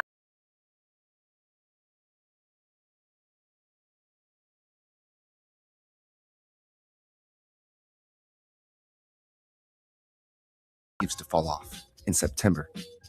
It also had no sound. And it just smoothly went around. I went right over there, banked to the right, and it just smoothly. To me, these testimonies point to the conclusion of some sort of phantom airplane. And I've described it a lot of times as basically a knife through hot butter. Most people write off the testimony of Lily Leonardi. When she initially arrived at the crash site, she told the Associated Press that, quote, "The biggest thing for me is that there were no bodies there. I'm used to crime scenes, but this one blew me out of the water. It just looked like the ground had swallowed up the plane. That's when I started seeing these shimmery lights," she said, "and it was kind of misty, and that's when I first saw the angels there. And I didn't say anything to the guys because you can imagine if I would have said I just saw angels on the crash site, they'd have called the office and they would have said she's lost her mind, tell her to go home." So Leonardi kept what she saw to herself for nearly 2 years. Then she finally told others, including her former FBI supervisor, Kenneth McCabe. "I believe her," McCabe told AP. "I know she believes 100% that's what she saw. I know she's a sane person, so I'm not going to discount what she says she saw." This testimony reminded me of the white orbs that I spotted in multiple videos and photographs.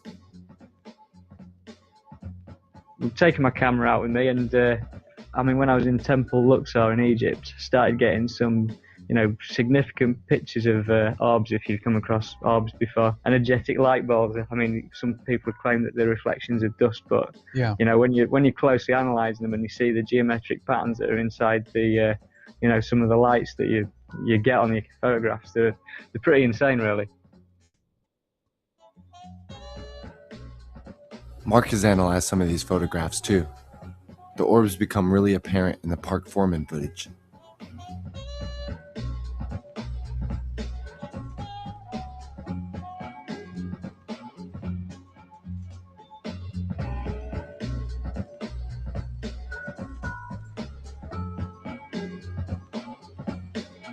I thought this was something that only I looked into, and then I realized there was a website back in 2004 based off of work by Tom Bearden involving scalar wave theory. He talked about cloaking and stealth technology, and also the case of the mysterious white orbs. Unfortunately, this website is not what it used to be. Orbboard.com is now dedicated to building in Melbourne. I dug a little bit deeper into orbs and found out some quite interesting material. Orbs are created by flashes of light reflecting off of dust particles. Obviously, there were a large amount of dust particles in the air from the North Tower. Another thing I found interesting is when you're in a movie theater and you look up at the projector, you can see dust particles trapped in the beam. I haven't tested this, but I suspect if you took a disposable camera with the flash turned on and snapped a picture, then these artifacts would probably show up in your photograph. If anyone wants to try this, please email me the results. But I suspect these orbs were showing up on lower quality cameras due to the dust particles interacting with the projection technology. These white orbs should not be mistaken for the mysterious white airplanes. There was a mysterious white airplane at the Pentagon. The mainstream tried to tell us this was the Doomsday plane, but we have similar looking planes in New York City as well. They saw a spherical object above their apartment in between the time when the two alleged strikes occurred. So maybe it's the same drone that's projected that image of the first plane, and then it's just gone round and it's done the next one. And then Andrew said it's had time to fly to the Pentagon. Potentially it has, because if you look at the timescales and the speed it was flying at, it did have enough time to fly the 250 whatever it was. miles. Yeah, whatever it was. And it seems we also have these same reports in Shanksville. Said that she had seen a small plane. She believed it's to be something like a Learjet. When we got there, there was a plane flying up above. And he was smart. He flew straight for the sun. So you couldn't look at it and see exactly what type of plane or if it was a fighter or what it was. But, we caught a glimpse of it. And as he was swinging, he was basically traveling in the same direction as the plane. The second plane looks similar to a C-130 transport plane. It flew directly above the American Airlines jet, as if to prevent two planes from appearing on radar, and it guided the jet toward the Pentagon. Just like the two mystery planes flying by when 175 hit the South Tower. They seemed to be almost guiding the airplane. Let's not forget, almost every single government agency was conducting an experiment, a simulation, or some type of training exercise that day. Some of these are very telling. I've documented all of them on my blog. Is one of the doorways to looking at some other technology that was employed. We also have the case of the missing wing, which shows up in numerous photos and videos.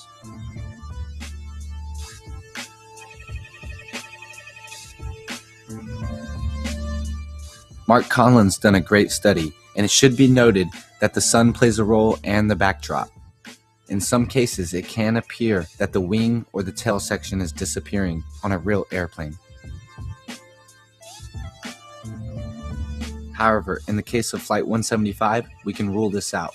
Mark did a disappearing, reappearing wing study, which shows that this correlates in different videos from different angles, proving it couldn't be from the sun or the backdrop. I've also heard this was the result of video compression. Unfortunately, this shows up in HD quality footage. Most things in that time were filmed on tape.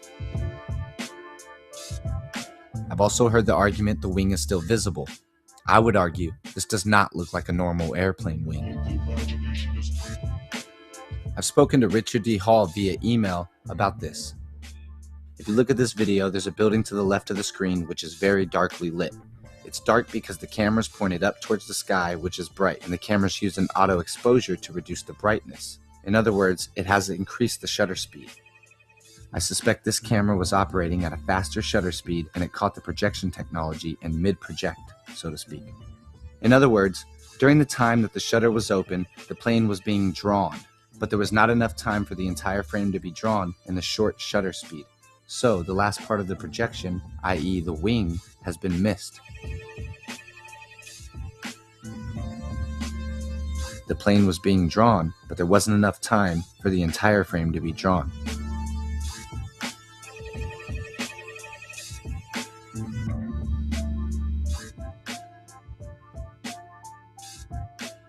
For example, a shutter speed of 60 means you're exposing each individual frame of your film for 1/60th of a second. A lot of people confuse their shutter speed with their frame rate. Frame rate is not the shutter speed. These are two different things. The frame rate is how many frames per second you're getting in your video, and the shutter speed is how long each frame is being exposed for. The white square will represent how long the shutter stays open per each of the 30 frames.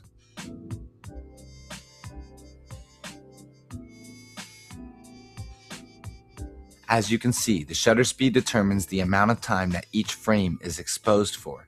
But regardless of this, the frame rate does not change. Frame rate and shutter speed are two completely separate things. Your frame rate does not change with your shutter speed.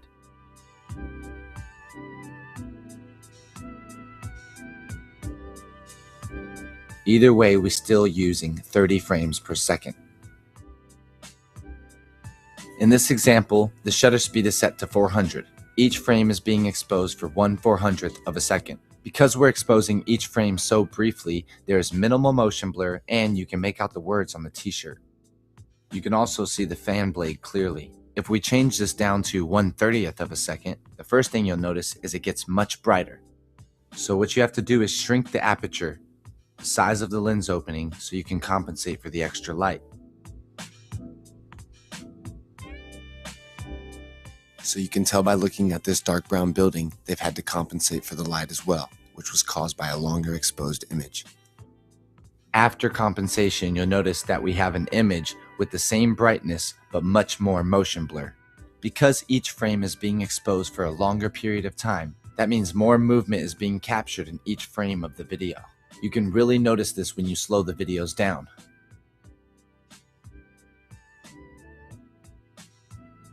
During the time that the shutter was open, the plane was being drawn, but there was not enough time for the entire frame to be drawn in the short shutter speed. So the last part of the projection, i.e. the wing, has been missed. I think this could easily explain why this image looks so strange, and why it showed up in other videos.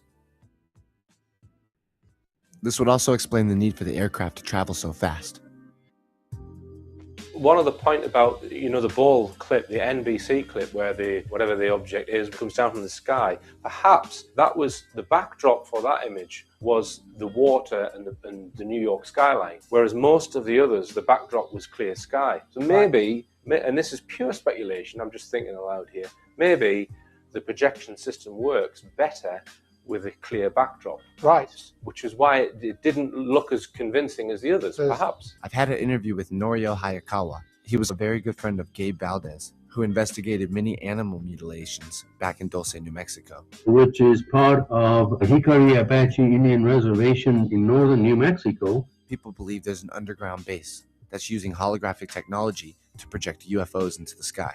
And this was confirmed by a friend of mine who was New Mexico State Patrol officer in charge of Dulce, New Mexico for many years. He came to the conclusion, just like I did, that companies like Sandia National Laboratories had been testing airborne holographic devices in a miniature style already in the early 1980s. Some form of holographic technology may have been used in the early 1980s at Dulce, New Mexico to stage a miniature form of Project Bluebeam using some kind of holographic devices and convincing the local population of alien scenario, and may have staged some kind of a fake alien scenario using this device and creating the illusion of appearance of flying saucers over the Archuleta Mesa and surrounding areas.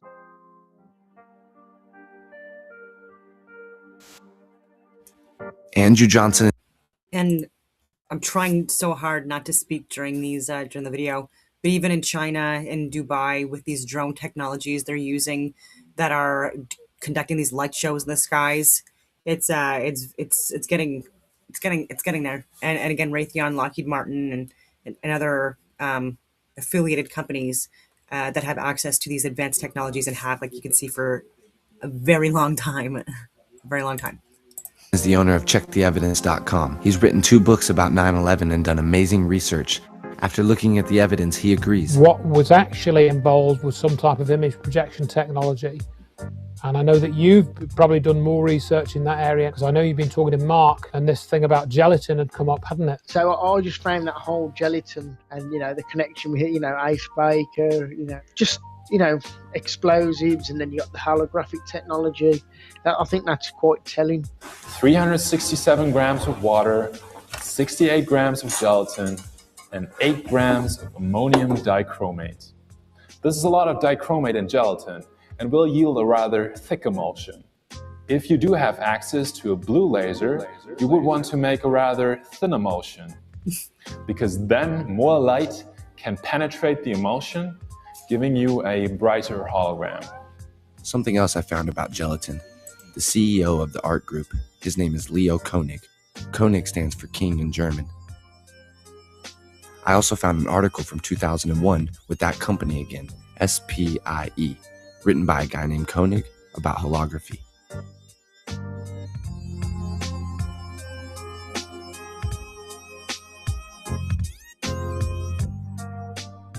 But what I find really interesting is the German sculptor of this sphere. His name is Fritz Koenig. Now this sphere, if you've done your research, you'll know it was not destroyed by steel and concrete.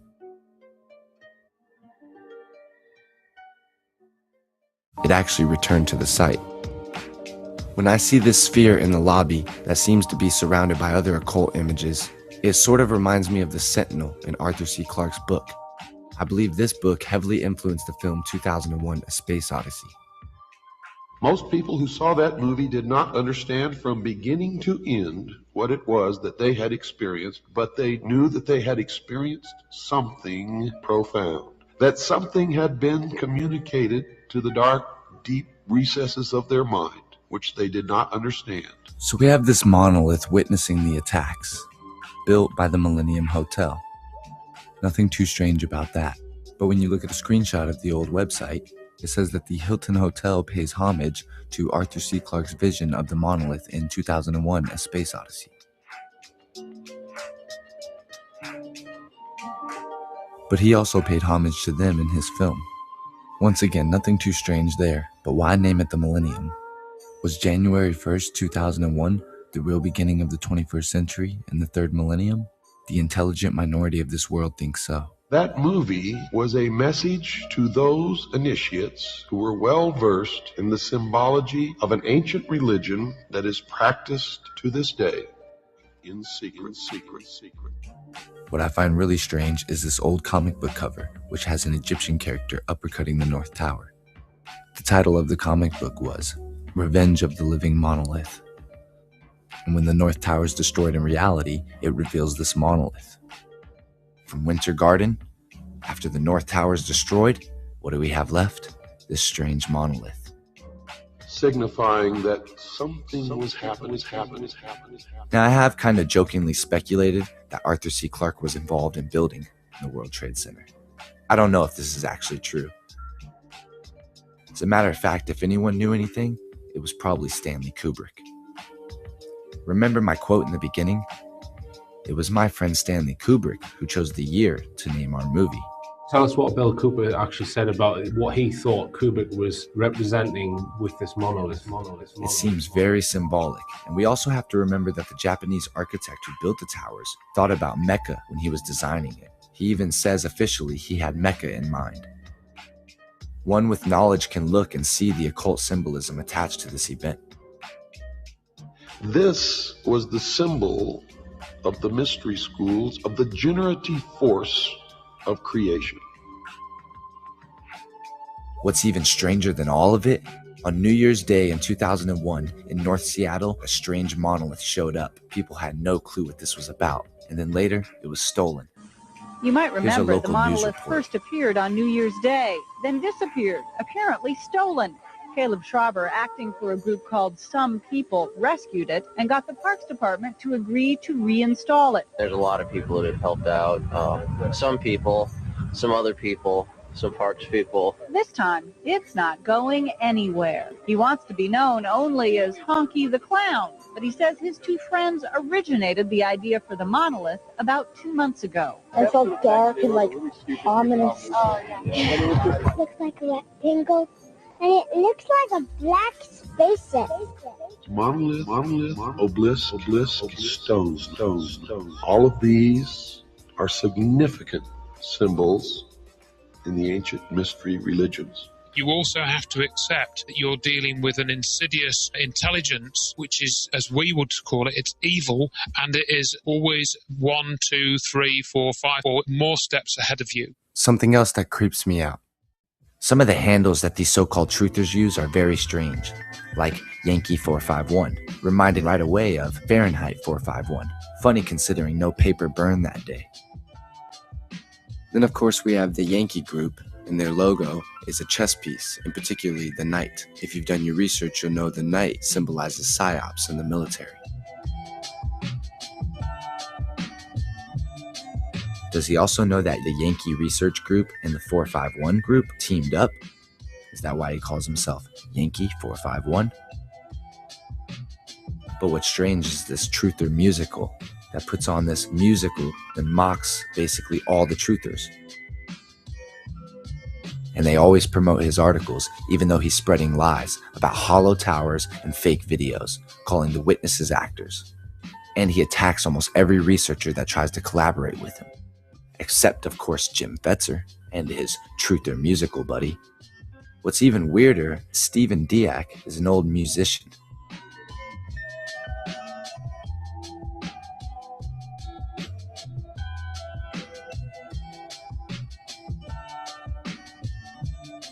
It's funny that the mysterious owner of Truther Musical thinks all the other truthers are full of it, except for Steve Diak. Other strange truthers have used strange names like Ace Baker. Let's not forget who the real Alexander Baker is. Sometimes I think that that's what the names are for, so that the operatives can find out who else is an operative because they've got a coded name. Mark Devlin's mentioned in some of his work to do with consent. Even though we would have been tricked into giving that consent by deception, as far as they see it, we haven't said no. One of the dark principles of their ideological tenets is that if you tell people what you're doing, even if it's telling them wordlessly through symbols or numbers, then you've somehow gotten their implied consent because they haven't said no. And to not say no is to tacitly say yes in their mentality. 9th and 11th, respectively, connected to 9/11. I knew the air in New York was dangerous, but I didn't know we were thinking of using it as a secret weapon. Like an alchemical process. You know, there's that dreadful word alchemy, which we mustn't use. The destruction of minerals, the complete elimination of the formal nature of the forms of things is part of the alchemical procedure. Maybe these Harry Potter stories have another purpose for coming into existence. Using subtext and analogy to convey knowledge of sort of secret society, symbolism, and the mystery school teachings, that sort of thing. It very much ties into that, the association of symbols and that to secret knowledge and all that kind of thing. Especially in light of the significant connections between Back to the Future and the free energy aspects of 9/11. When those scientists in Utah claimed that they had figured out cold fusion. Fleischmann and Pons spent over 5 years and $100,000 of their own money on cold fusion research in 1989. And the free energy aspects of Mr. Fusion were clearly established in the released film, meaning that they must have known about the research before the film came out and not after. There's a book written in 1981, and it was called The Birth of Christ Recalculated. And he claims to have calculated the exact date of Jesus Christ's birthday based on celestial charts for that era. You know, he worked out that essentially Jesus Christ was born on September the 11th, 3 BC.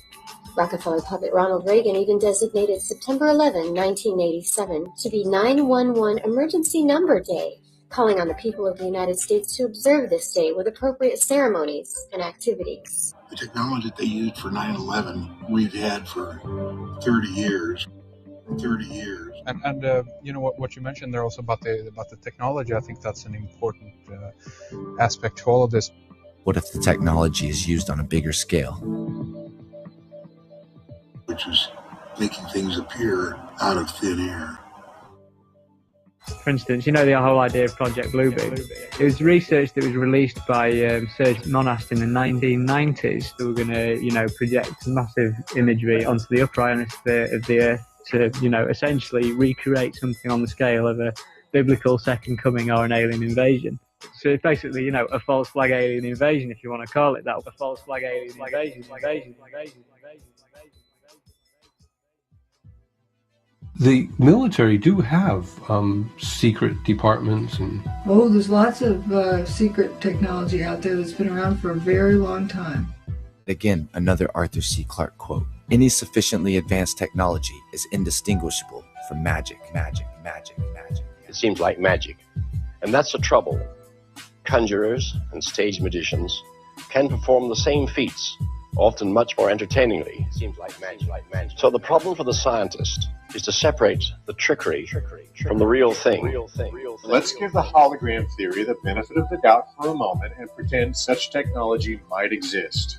That still leaves the question of what cut the plane-shaped hole. And this is where it ties in with Dr. Wood's research, at least up to a point, is how the holes in the buildings were made. The magnetometer data suggests that a directed energy weapon was used to create the wing-shaped holes in the buildings. Right. Been looking into the Pentagon and Shanksville. So a couple of things about Shanksville and the Pentagon. Pentagon and Shanksville, there is the same evidence if you look. A little bit of evidence that's available. But there's not nearly as much evidence. The plane-shaped hole was made. Talking about the holes. The plane-shaped hole. The hole was created in the tower. Well, if it doesn't look like a jet crash, what does it look like? An energy weapon. Is advanced technology. Strange effects. Once you study what happened at the World Trade Center, then you look at the Pentagon site and you go, oh my gosh, it is the same thing. From the magnetometer data, the spikes in that. The planes didn't do it. Magnetic electrogravitic nuclear reaction.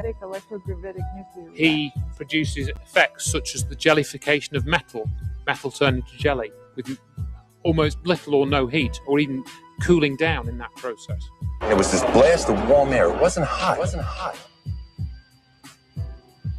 And we've got a number of other supporting pieces of evidence, like, for example, Edna Sintron, who's one of the people that was standing in the hole, and she's holding onto this steel beam literally within an hour of when the hole came. So that means it can't have been hot.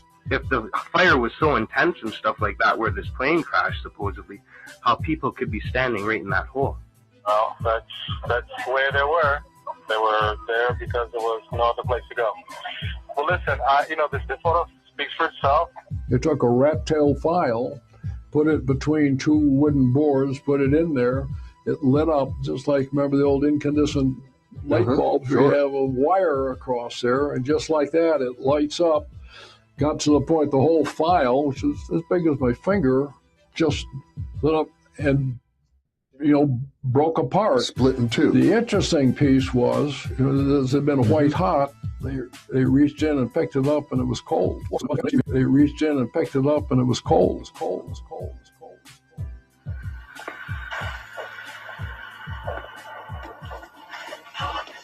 cold. What is it hot? It's cold. Damn cold. I love talking about hot fusion and cold fusion, all that stuff. I've I've done a million videos on it. I'm going to say there's possibility of the dudes using cold fusion plasma technologies, but there were also, I believe, that there were controlled demolitions also, and multiple witness accounts from firefighters, law enforcement, witnesses, people that were on the ground.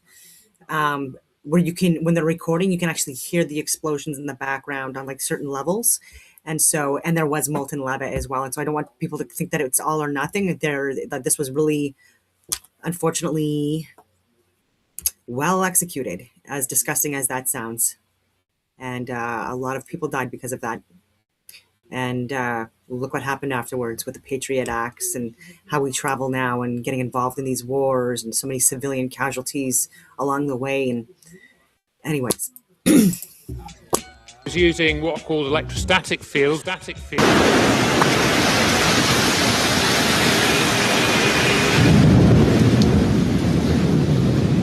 And he interacts that with magnetic fields. There's a fluctuation in the magnetometer data. That's another thing which people don't really want to talk about. We have spikes at 1003 as well as the 1006 seismic readings. And microwaves from microwave generators. The active denial system, which DARPA and a few other military subsidiaries, these companies have been working at, is something that's been around for a long time. Active denial technology and future solid-state active denial technology system will produce a focused beam of directed energy to provide our troops a non-lethal option to stop, deter, and turn back suspicious individuals. From RF generators, radio frequency generators. Uses radio frequency millimeter waves at a frequency of 95 gigahertz.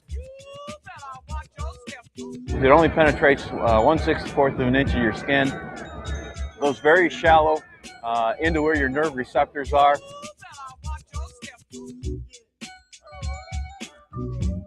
Most described it as feeling like a hot oven or grill being opened up. Once you learn the effects of microwaves, you cannot ignore the behavior of the jumpers. They want to live. They're hanging on to the building. This guy's hanging from one hand to 1 foot, taking his pants off. This guy has his shirt off. If the fire sprinklers came on, I'd be wet. And sprinkler systems that were activated.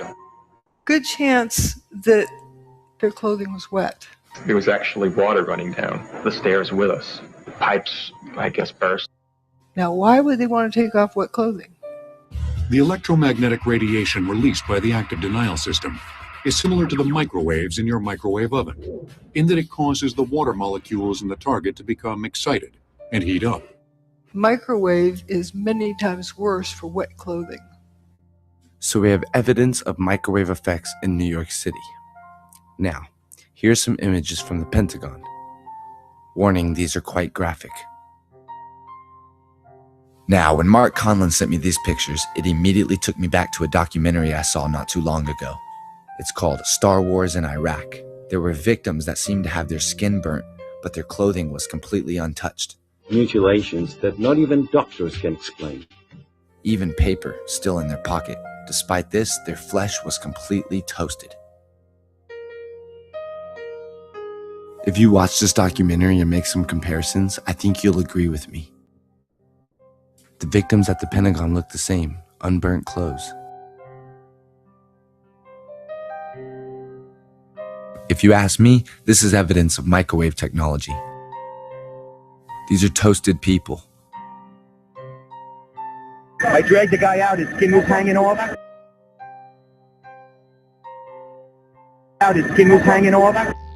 Let's not forget the toasted cars that were found in New York City. These toasted cars were also spotted at the Pentagon. If you look closely, you can see rusting. Looks like more evidence of transmutation. And how about that roof? This damage isn't consistent with an airplane or a missile. So what did create all the damage on 9/11 if not airplanes? Finding out the true cause of the airplane-shaped holes is important, as there's been many attempts to try to cover it up. Conspiracy Cuber has made a great video on YouTube about the damage evidence. Steve Dack has said that at least a dozen missiles were fired at each tower. So he starts out by saying that the first 8 columns are bent to the right, which is the opposite of what a plane should do. Absolutely correct, but that does not prove missile use. No, it doesn't. And the missiles that Steve Dack claims were used weren't even in production yet. Here's a YouTube video with a comment from a guy who worked on the project. These were still on the drawing table in 2001. But the concerned grandpa continues with his crash test and to spread lies on the internet.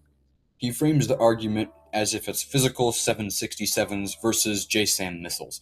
How about look at the evidence first before coming up with an explanation? Now take a look at these columns. Missiles don't account for any of the strange things going on in this picture.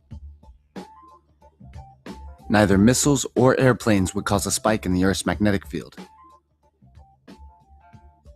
Now when you look at the damage evidence, you can see that some of the columns are bent outwards and some are bent inwards. This rules out the possibility of explosives. Plus we have people standing in the hole. This directional damage also puts an end to the hologram theory.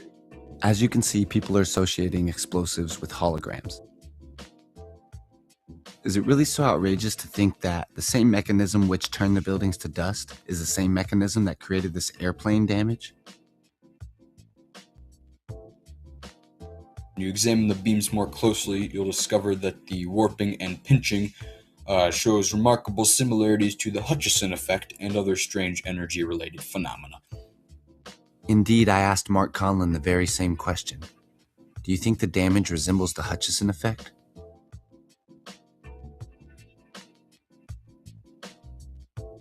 He agreed and made these comparisons.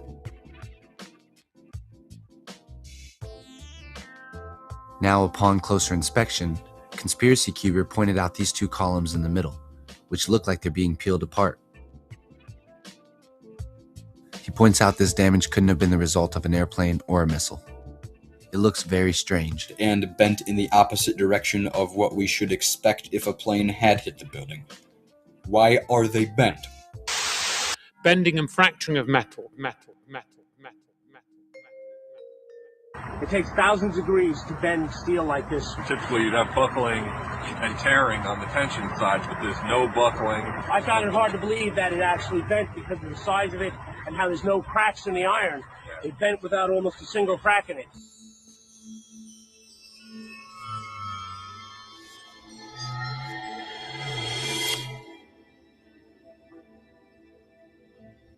And it seems when I do an experiment like I did for National Geographic TV and film, blew out the elevator.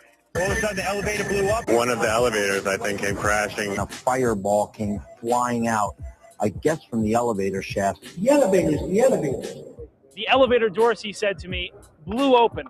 Bottom elevator, the glass just flamed, exploded out the front of the World Trade Center. So they couldn't get their equipment down after the experiment, and just recently, Source Fox TV is doing an experiment, and then some plumbing exploded downstairs.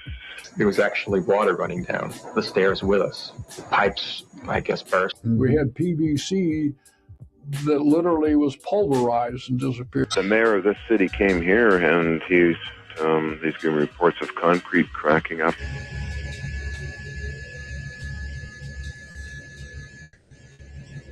Yeah, talk about a rough ride this morning. Let's go down to 1 and 9 and show you what we mean. Check out this huge hole in the road. A partial road collapse happened here sometime overnight.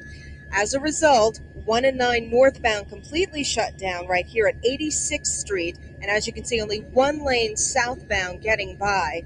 This is a road that people use to get to the Lincoln Tunnel. You're going to want to find some local roads to get around this mess. Workers are on the scene trying to fill in the hole or perhaps just find out why this happened.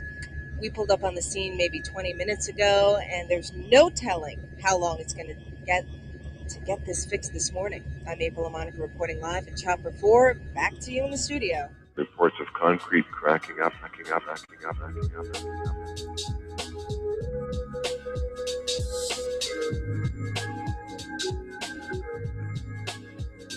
When I was doing the McDonnell Douglas experiments, we had a water main explode out in the street. I remember an explosion. At that point, I got knocked out. I don't remember anything. Then I got up, and I looked out the window because the windows exploded, and the street below caved in.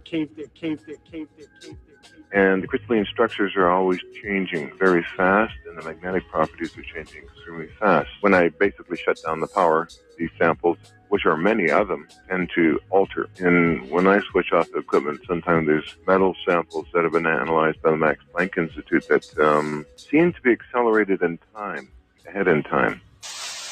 Ace Baker loves to speak goofy and ask questions like, what could possibly have caused that? While never actually addressing it himself. Each plane made a bright flash just as it impacted the tower. It can't be any sort of static electricity charge. The nose of the aircraft is plastic. What were those flashes?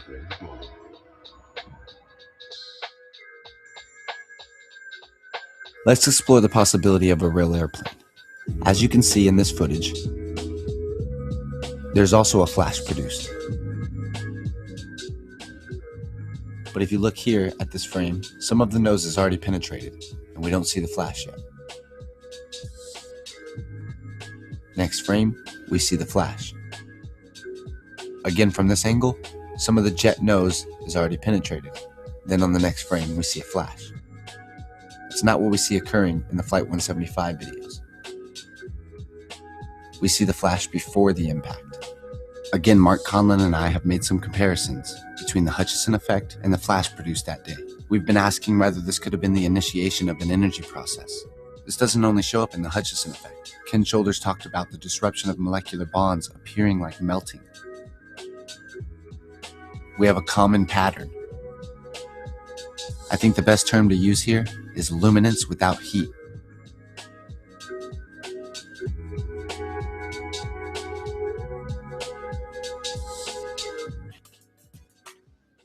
If you remember earlier, we discussed blooming, or what's known as turbulence. Here is a naval instructor discussing it with his students. It kind of stays pretty close together throughout the engagement scenario. And then there's also scenarios where it's going to start to break up and our radiance on target is going to decrease. Kind of goes through this divergent line, just starts to spread. And so you can see the effects of thermal blooming. Turbulence is also going to cause the beam to wander or break apart. So that's going to decrease our output. It's going to decrease the irradiance on target, which is what we don't want, don't want. Are these the same unwanted effects that showed up in the Hutchison experiments? I've been through a lot of mischief. He got kicked out of his apartment because he was interfering. Remember, the television went, through the air in those days. The neighbors were complaining. Yeah. Notice here synced perfectly with the Hezarkhani footage, Evan Fairbanks footage can be seen matching to the right, and as the alleged airplane enters the tower, the Burger King on the left of the shot appears to have a power outage. Now you could say the plane crash was causing a transmission glitch, but the thing is, clearly the antenna for the transmitter is on the north tower, which has already been struck. So why would striking the south tower cause a problem? This footage gives us some insight to this. Pay close attention. You can clearly see as the south tower's hit, something happens to the north tower.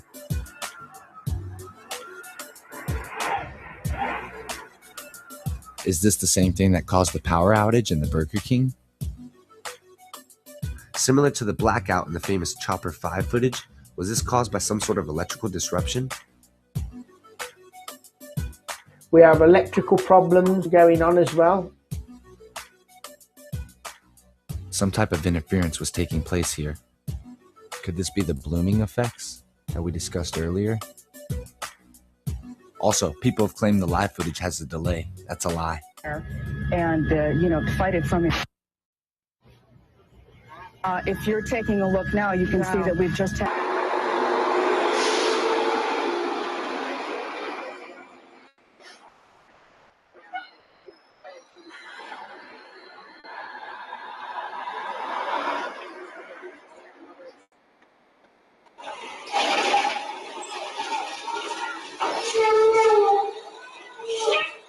The Luke Korchesny video also has some very strange anomalies. What looks like video disruptions. If you do a frame by frame of this footage, there are these purple colored line scans. In some cases, they're rainbow colored. And you can really see them right before the alleged plane disappears into the building. I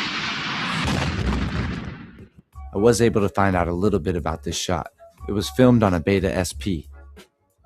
I actually worked with some Beta SPs at my former job. They're a sort of magnetic tape, which was probably the norm back in 2001. This should probably be taken into consideration considering the spikes in the Earth's magnetic field. Earlier we talked about a theory regarding the vanishing wing. During the time that the shutter was open, the plane was being drawn, but there was not enough time for the entire frame to be drawn in the short shutter speed. Let's talk about another theory regarding magnetism. We have to remember that the dust here could have played a role in the lighting of this brown building. So I sort of have another theory as to why the wing could have disappeared, just to expand on the other. If you remember, earlier in the film I checked out a book called Optical Holography. Though I wasn't able to read the entire book, I read about 2/3 of it. I shared a lot of this information with other researchers. I'm still editing the interviews, which is quite a long process. Holograms recorded in these materials are stable at room temperature, yet they can be erased in one case by elevated temperature and in another case by an applied magnetic field. So Wow. I think this could possibly explain why the wing disappeared. This book is talking about a hologram being erased or faded if it comes into contact with an applied magnetic field. So is it possible that the higher quality cameras played a role in making the wing disappear due to the effects in the Earth's magnetic field? I just asked if anybody had a computer, had a phone, or had anything, because so much of the power was down. People's cell phones weren't even working. This is one of the reasons I believe field interference was used to create the damage.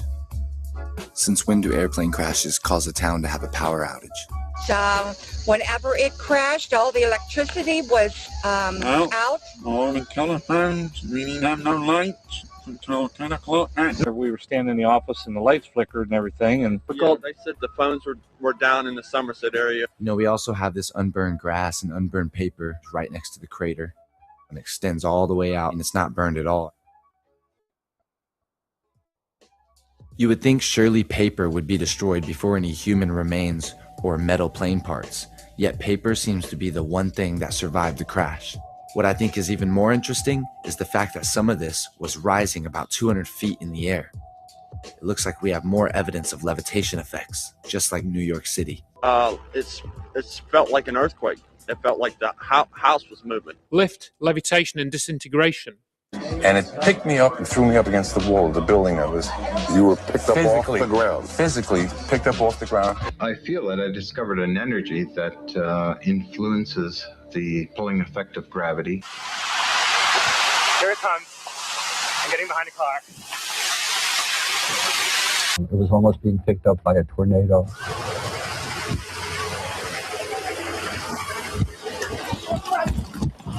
And just picked me up and tossed me about a block. So if samples will fly up in the air, things even have disappeared. Transmutation, which is one element changing into another, one metal changing into another. They showed me had a crankshaft and had exposed to it. They took it to BC Hydro for testing. And the same piece of metal on one end is case hardened steel, on the other end is soft as lead. And it just from being exposed to things. Fusing of dissimilar materials. Here's the famous knife in stainless.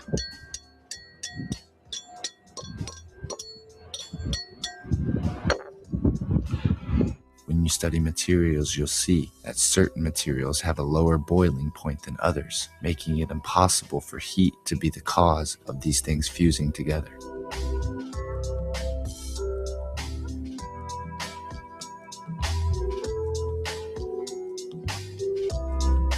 Fuming of samples, but it's not necessarily smoke that's coming off. Get it. What the hell?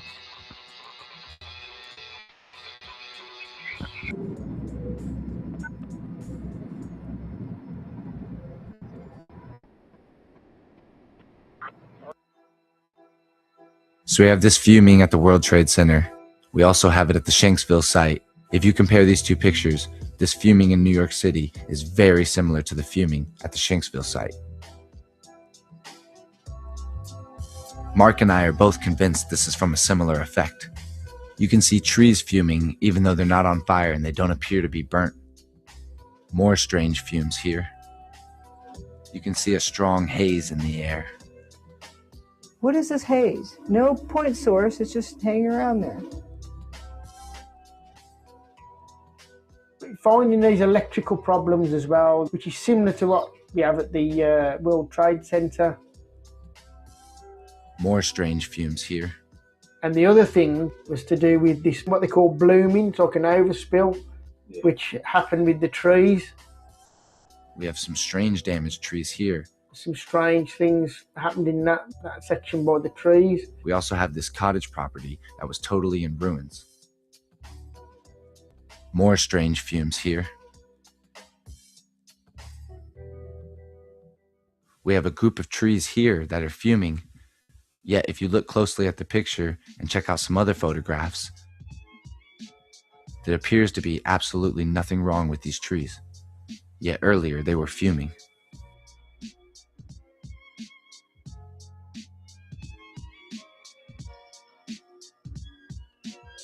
Mark Conlon and I also found this mysterious fumes right off of Interstate 71 on 9/11. Turbulence is also going to cause the beam to wander or break apart. Okay, let's talk about the damage to the cottage. You can see the effects of thermal blooming. Every window, door of the cottage had been blown off and obliterated. The ceiling and the floor tiles had been blasted loose. That the garage left and came back inside out and upside down. And this is the craziest part. The refrigerator was twisted backwards and shoved away from the wall. The official report was that it was left structurally unsound, shifting it 1.5 inches off of the foundation. He was interfering. The neighbors were complaining. More evidence of levitation effects. The explosion shook the house clear over here. We have electrical problems going on as well.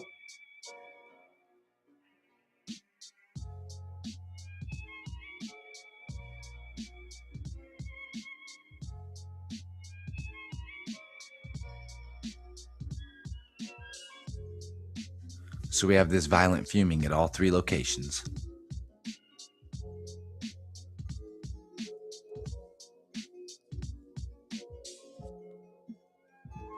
Mark Conlon pointed out that there are 2 different colored fumes away from the impact zone. They also continued to spray this area down with water well after the alleged fires had been put out. They were still spraying New York City 7 years later, and the violent fumes resemble the same as World Trade Center site. The concerned grandpa claims this was a military-grade smoke machine. They would have had to have these machines at all 3 locations, and in New York City keep it turned on for 99 days. White smoke for 100 days. Makes you really wonder. This was not smoke. The continuing emission of aerosols has been well documented. It's been determined that the ongoing source of this fuming was the World Trade Center debris pile itself. And it went up and continued going up for months and years. Is that why we had sanitation? Is this why they were pouring dirt all over the pile? Now let's look at some of the samples that were collected from the WTC. There was tritium there. It was measured at the World Trade Center was definitely above background levels. Iron-rich microspheres in the World Trade Center dust. They'd said that this was a fingerprint of thermite, so they were saying that these spheres were caused by thermite or nanothermite. Thermite, the observation of these iron-bearing spheres, tiny spheres in the dust in abundance.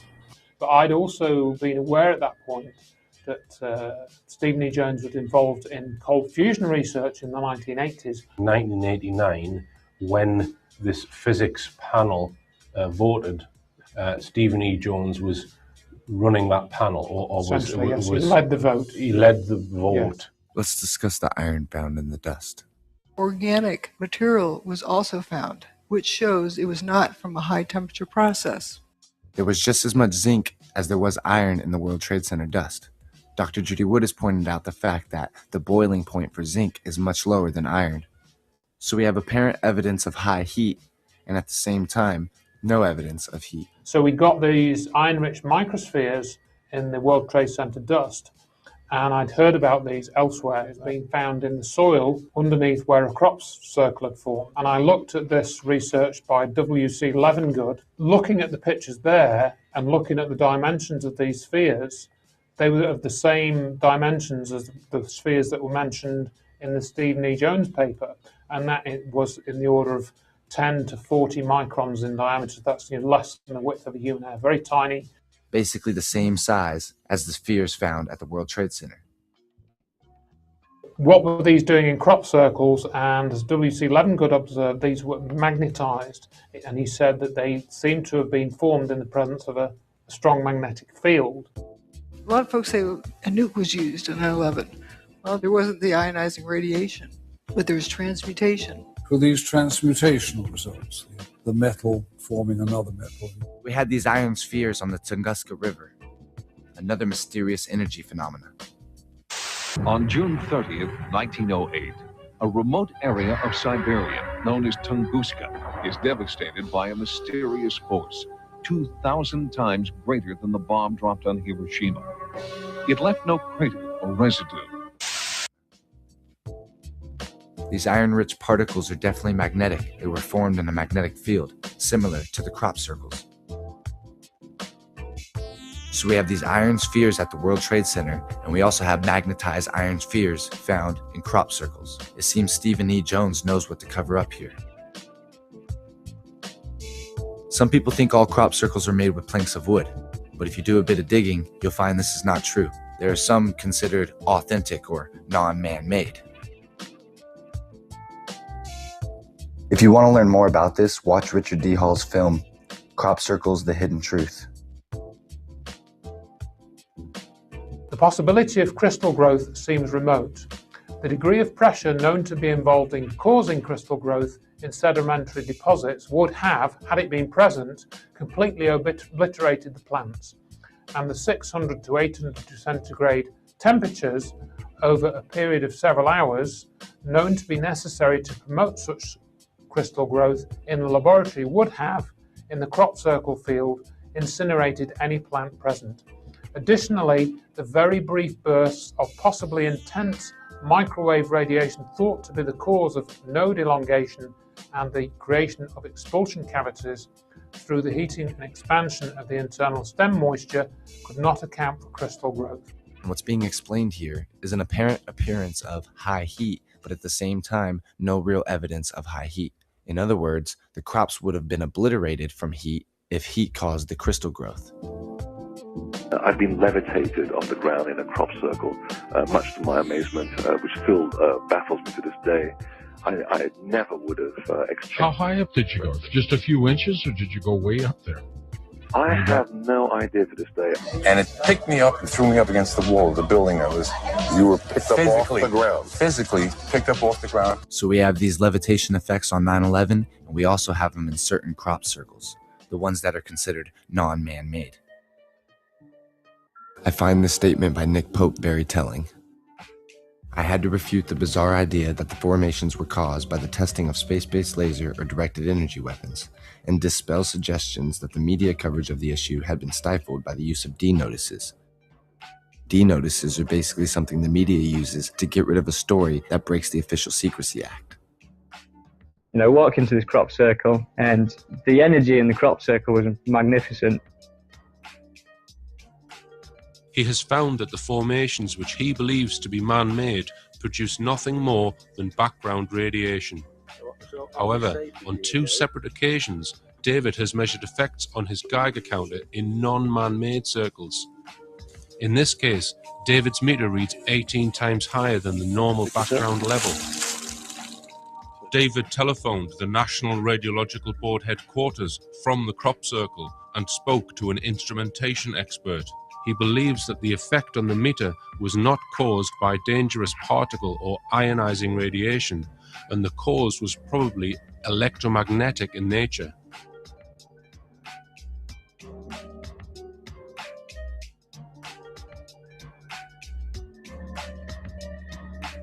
Soil is made of 50 to 200 parts per million of iron. We have iron in soil.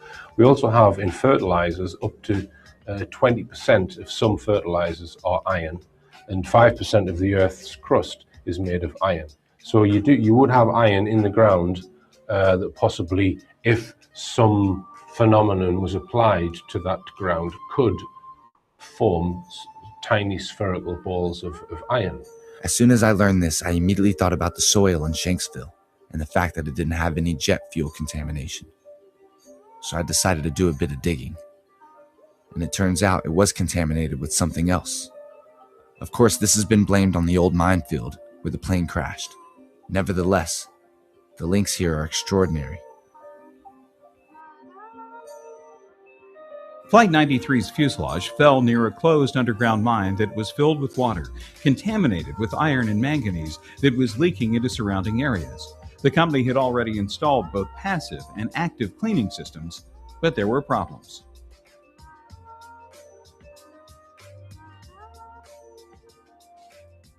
It seems the water helps to hide the residual energy effects. To fulfill those conflicting needs took more than a year of study, which determined two things.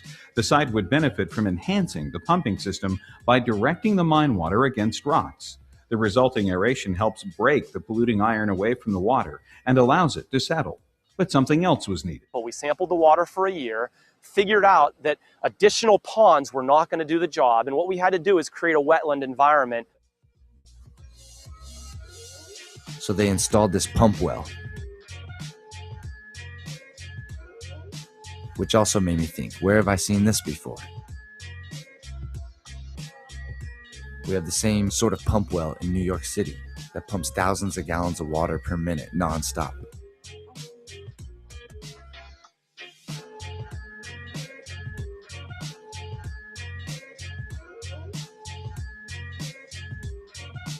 Going down this endless black cube. Take care of this pump well water that is currently coming out down at the memorial and creating a pollutional problem at the impact site.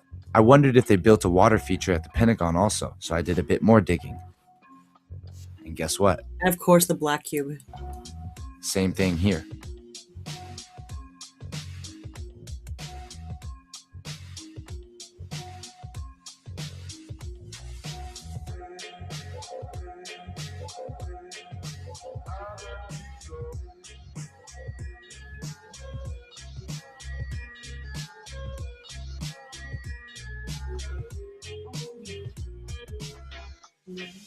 If you look, you'll notice there's also been a lot of trees planted.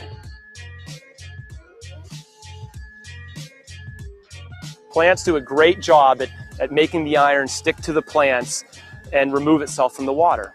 It's also possible that the energy is affecting the trees and plants themselves.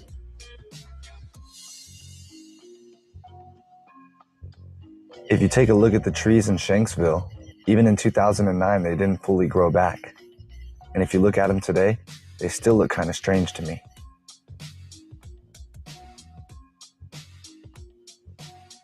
The cleaner water will be sufficiently pure to use in the memorial's rest areas and also for irrigation needs at the nearby tree planting and mine reclamation projects. I suspect that these pump wells and filtration systems were actually built to cover up the energy effects.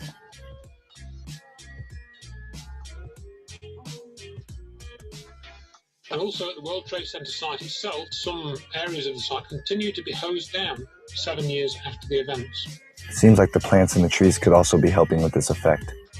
Plants do a great job at making the iron stick to the plants and remove itself from the water. I can't fully prove it, but I suspect the iron that's contaminating these systems are the same as these iron microspheres. Of course, it's a lot harder to find information about the Pentagon's water system.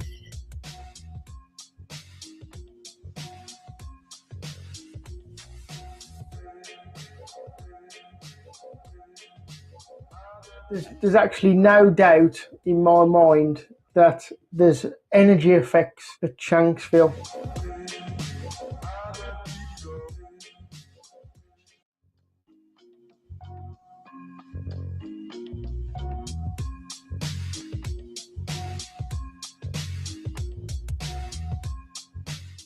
Suddenly, in front of me was a tube running up about 1,000 feet. Oh, well, I'm not a good judge, but I would say 1,000 feet plus, or coming down out of sight onto the ground. It was to the left, about halfway along the wood line that you can probably see on the film. The first one, where I stood in the field nearby, and then when that died away, the second one appeared near the tree over near the woods. This was not very many yards away from me, but the important point about it that struck me with it was the circular motion of the ashes in the grit on the ground. It didn't appear to be being sucked up the tube. It was just rotating at a high speed on the ground, about 2 feet wide, 2 feet 6 perhaps on the ground.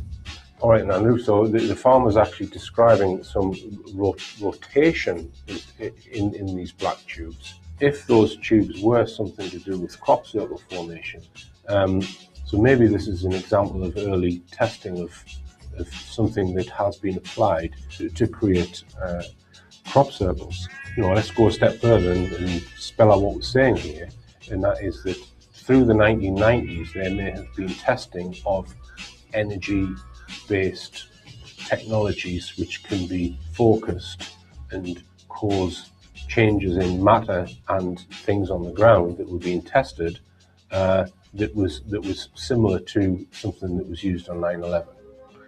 And there's only one place where I think, at my view, where that would be, which is on a platform in space in orbit around the Earth. Yeah, I mean that's where the logical place where it would be. We have the site.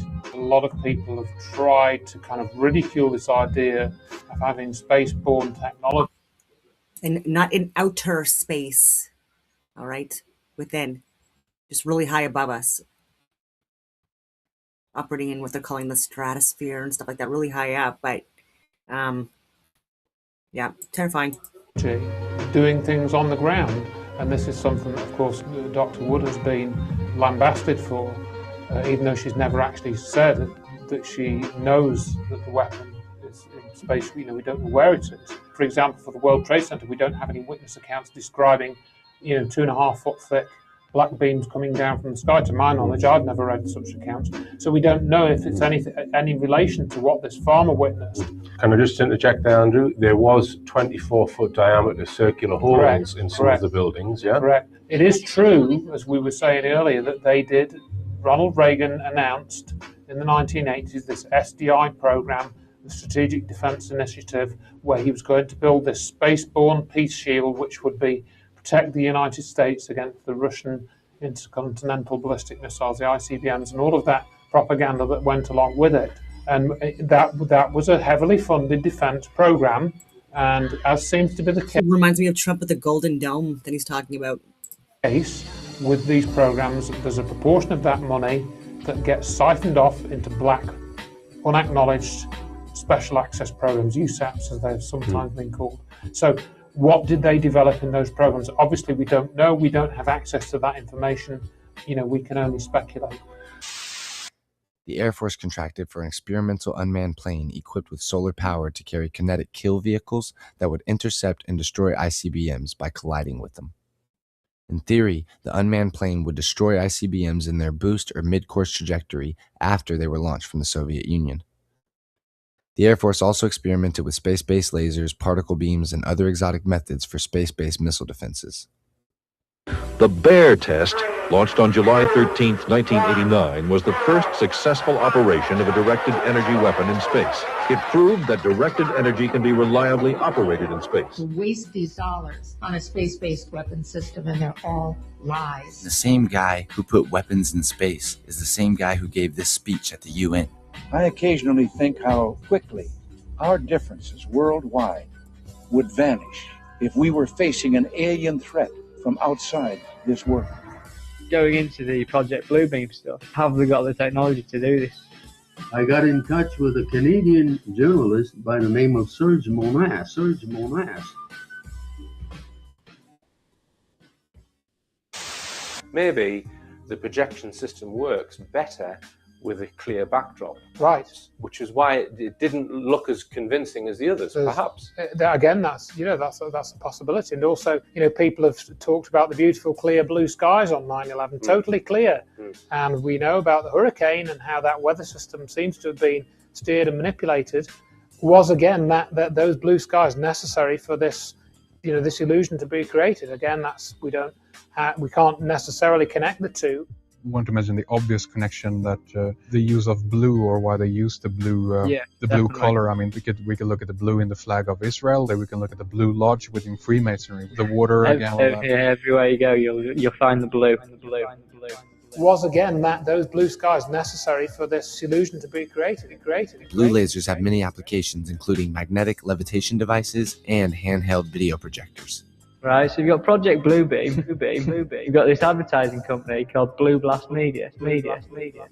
If you do have access to a blue laser, you would want to make a rather thin emulsion, because then more light can penetrate the emulsion, giving you a brighter hologram. You know the quote, a cataclysmic event like a new Pearl Harbor?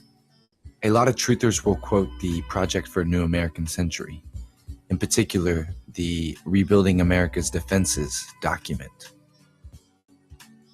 If you read this entire document, you'll see that it's about military dominance on the ground, in the sea, in the air, in space, in cyberspace. So I notice when people quote this, they never discuss the space part of it. As a matter of fact, they'll play it down as much as they can. And that's been looked at. It's tough. It's a tough problem. It's almost ruled out there. I don't think we have such a weapon. Thank goodness. Thank goodness.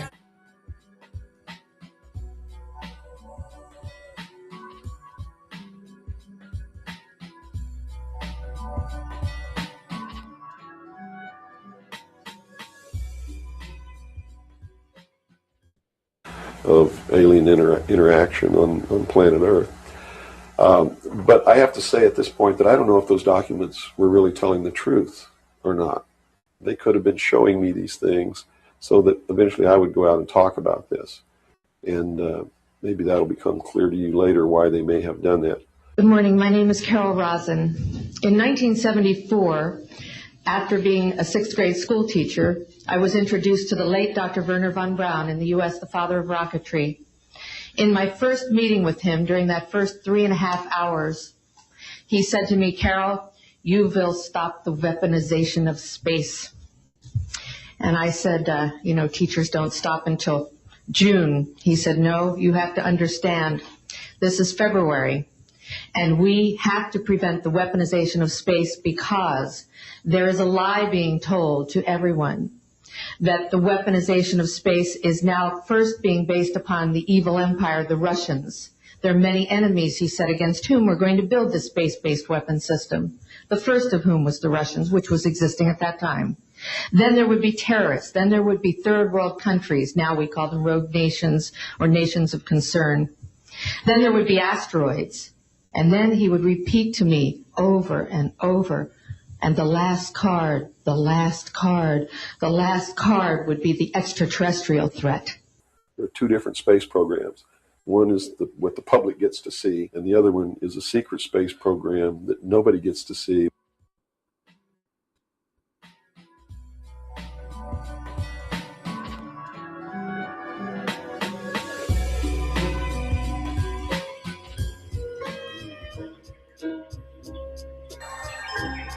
Magic? Sure it is. It is innovation in space. Now, why is it so hard for people to accept this information?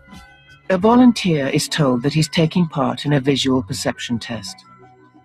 What he doesn't know is that the other participants are actors, and he's the only person taking part in the real test, which is actually about group conformity.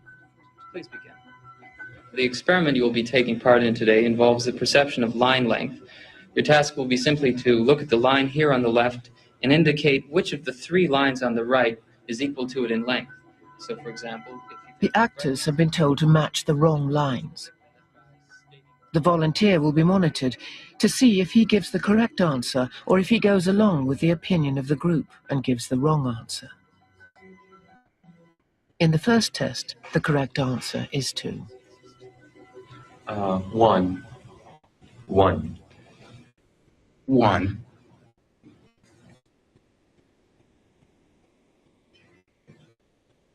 2.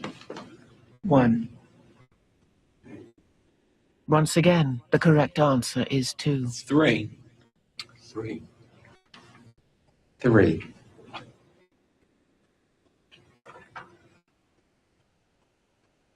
3. 3. Group dynamics is one of the most powerful forces in human psychology.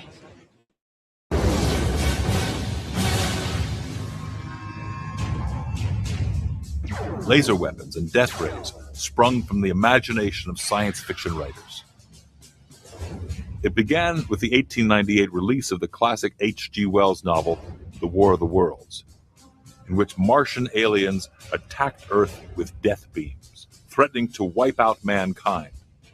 Even Albert Einstein jumped on board. His paper, On the Quantum Theory of Radiation, laid out the theory for turning science fiction into reality. But Einstein's theory outpaced technology.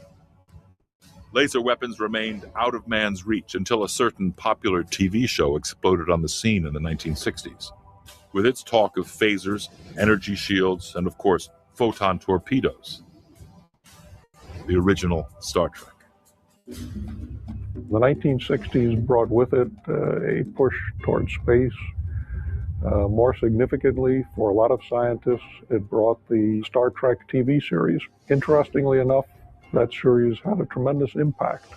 Our military leaders also saw what the Federation and the Klingons and the Romulans had to offer in offensive, defensive capabilities. And some of them said, we need some of that stuff to protect our nation. We're supposed to believe that the people who came up with this technology were just creative writers with wild imaginations, and the real scientists in the Defense Department just figured out how to make it real and bring it to life. You know what I think this is? Sort of a propaganda tactic, or what I would call psychological war. Modern war has become a struggle for men's minds as well as for their bodies. Today, in 1952, General Robert McClure's years of lobbying finally resulted in the opening of a training center eventually known as the U.S. Army Special Warfare Center at Fort Bragg, North Carolina. Psychological Operations, or PSYOP, became the new, all-encompassing American military term for persuasion efforts. In this next segment, I'm going to be presenting evidence of a psychological operation that was conducted a long time ago. Now, comparisons are going to be drawn between that event and the events of September 11th. This is in no way meant to be disrespectful to the victims that died that day. I was there watching 9/11 pretty much from the moment it was first, what we saw on television, and there was just something that just did not sit right for me. It just did not seem real. It looked like something that had been faked. I couldn't help but think about the radio broadcast of the War of the Worlds at the time as well, and that really stuck in my mind. That did for many, many years afterwards. In support of strategic operations, radio may be highly effective, limited only by the range of the transmitter and the availability of radio receivers. Psychological warfare broadcasts are flexible and can be altered swiftly to fit a changing situation. Is to learn that a story which has become familiar to children through the medium of comic strips. After what has been a closely guarded secret for nearly 50 years, Orson Welles' original broadcast turns out to be no mere show business stunt. Should have had such an immediate and profound effect upon radio listeners. But instead was a complex psychological warfare test conducted by C.D. Jackson for the Rockefeller Foundation. When the results are compiled nearly 2 years later, they are released to an elite whose names most men will not speak of over a whisper. Among them groups like the Bilderbergers, Trilateral Commission, CFR, and the Federal Reserve. C.D. Jackson was the equivalent of being the head of the National Security Council in the White House under Eisenhower. He was the chief of psychological warfare. One of the chaps that was involved with the Radio Research Project was Frank Stanton, who was a market researcher for CBS. He ended up becoming the president of CBS for many, many years. He was a member of the Council on Foreign Relations. Afterwards, he was the head of the RAND Corporation. He had the ear of the Rockefellers and all the rest of it. It was October 30th, the eve of Halloween, a night known variously as Mischief Night, Devil's Night, Hell Night. A night that for some 200 years had unleashed all manner of trickery on the unsuspecting. So he had the means to carry out this extensive study of how many people listened to the War of the Worlds broadcast in the days, weeks, months afterwards, how they reacted to it, that sort of thing. They also commissioned a number of other surveys. There was a Gallup poll that was conducted, and George Gallup was a good friend of Rockefeller as well. The Columbia Broadcasting System and its affiliated stations present Orson Welles and the Mercury Theater on the Air in The War of the Worlds by H.G. Wells.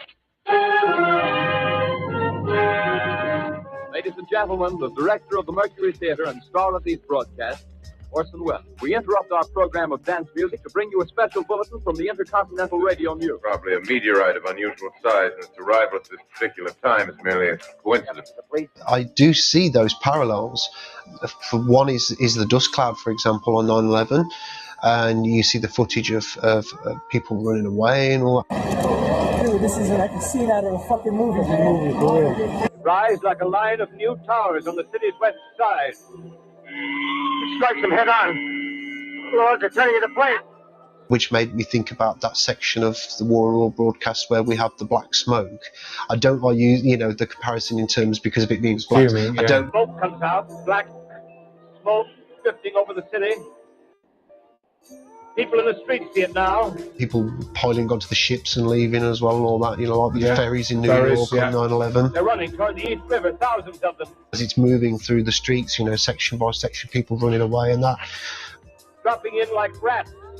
Now the smoke's spreading faster. It's reached Times Square. And people getting caught in the dust cloud and choking, all that kind of thing.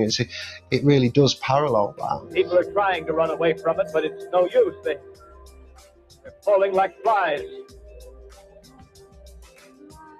Now the smoke's crossing 6th Avenue. And the reporter is actually it's moving this street, it's now on the next street, it's now on the next street. 5th Avenue. 100 yards away. It's 50 feet.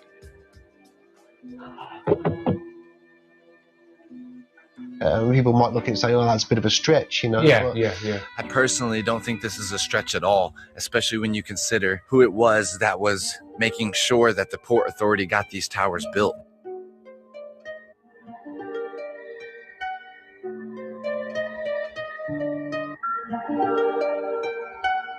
Lower Manhattan was deteriorating, and a radical plan for its revitalization was championed by David Rockefeller and his brother Nelson, then governor of New York.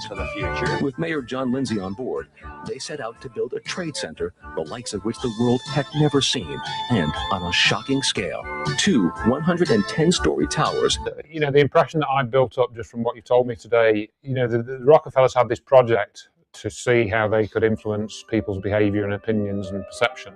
And that project was in the control of people like Orson Welles. They may have not known fully what the Rockefellers were trying to get from it, but there are a lot of coincidences. Right. That was the feeling, especially with Wells. Yeah, that was the feeling. Cause I actually was there and saw the building collapse. Was there. We're saying to anyone who dares to attack us, do not do it. You couldn't win. The result will be devastating. I think you're saying the same. Only now has the government officially acknowledged the existence of Area 51 in Nevada. Back in 1985, when CBS News hired a small plane to go looking for the F-117, an Air Force jet suddenly came up to chase us away. But that was nearly 30 years ago. I'd be really interested to know what they were spending billions of dollars on at that base for the last 30 years. It's a 30-year-old conspiracy. Wake up! I think Eisenhower wanted peace, but I think this wasn't his decision to make. And he tried to explain that to us in the only way he knew wouldn't get him killed. The potential for the disastrous rise of misplaced power exists and will persist. I think he was well aware what would happen to someone who spoke out against these people. Should there be any concern, sir, over national security at a time like this? No, I think the whole nation now would be almost all of it security agents. The alternative stories we've been given by the Truth Movement are just as big a lies as the official story of Muslims crashing airplanes. These theories and lies have been put out in order to cover up and hide the truth of secret advanced technology being used at all 3 locations. When you look at all of the evidence, it points to a much more sinister plan, a conspiracy that's decades long. A cover-up with multiple layers that's still working to this day. Rob, it's a 30-year-old conspiracy. No, I'm talking about 9/11. That's what I thought. Oh, you are. You mean it? That was really well done. Yeah, other than the amount I missed because I was walking my dogs, it's not anything I haven't shared before. But again, I've been doing this for like many years, so this was a really good site. That video was posted in 2018, 8 years ago. And oh my goodness, only 665 views. 665 views, and that was so well done. Everything put together like it was. And I did want to share one thing before I leave. Again, this is a really long video today. I did have to catch up anyways on my hours, even though I'm not going to make my criteria for Rumble ever monthly. But this is actually very tragic. It's unfortunate. This just happened today. So new.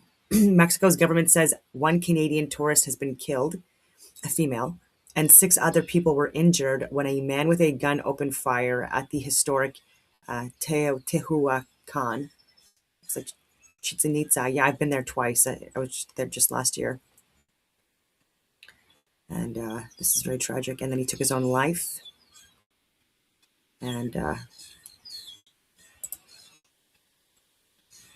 we'll see if there's anything else on it.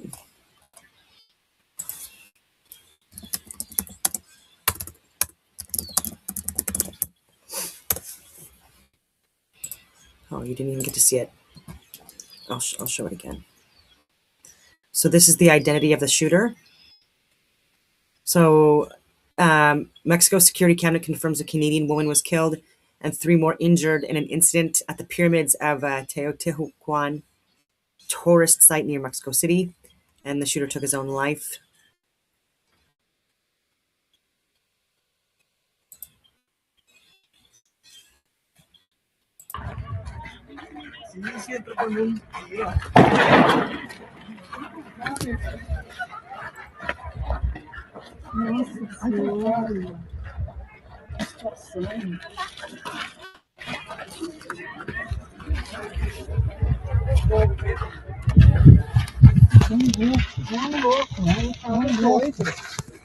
A lo que se trata.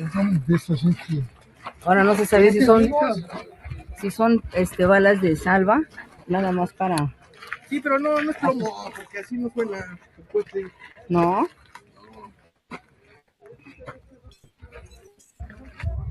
Esa madre es una más hueca. No, eso no es ¿Será que se obliga? Pero háblenle a sus amigos, pásame su número y les mando.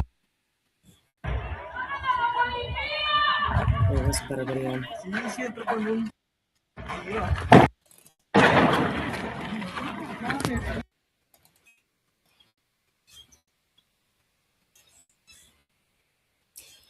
Mexican military official, Canadian, Colombian, and Russian tourists among those injured in shooting on pyramids.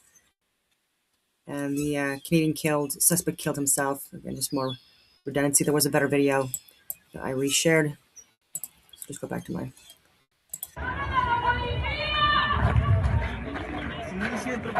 It's zoomed in.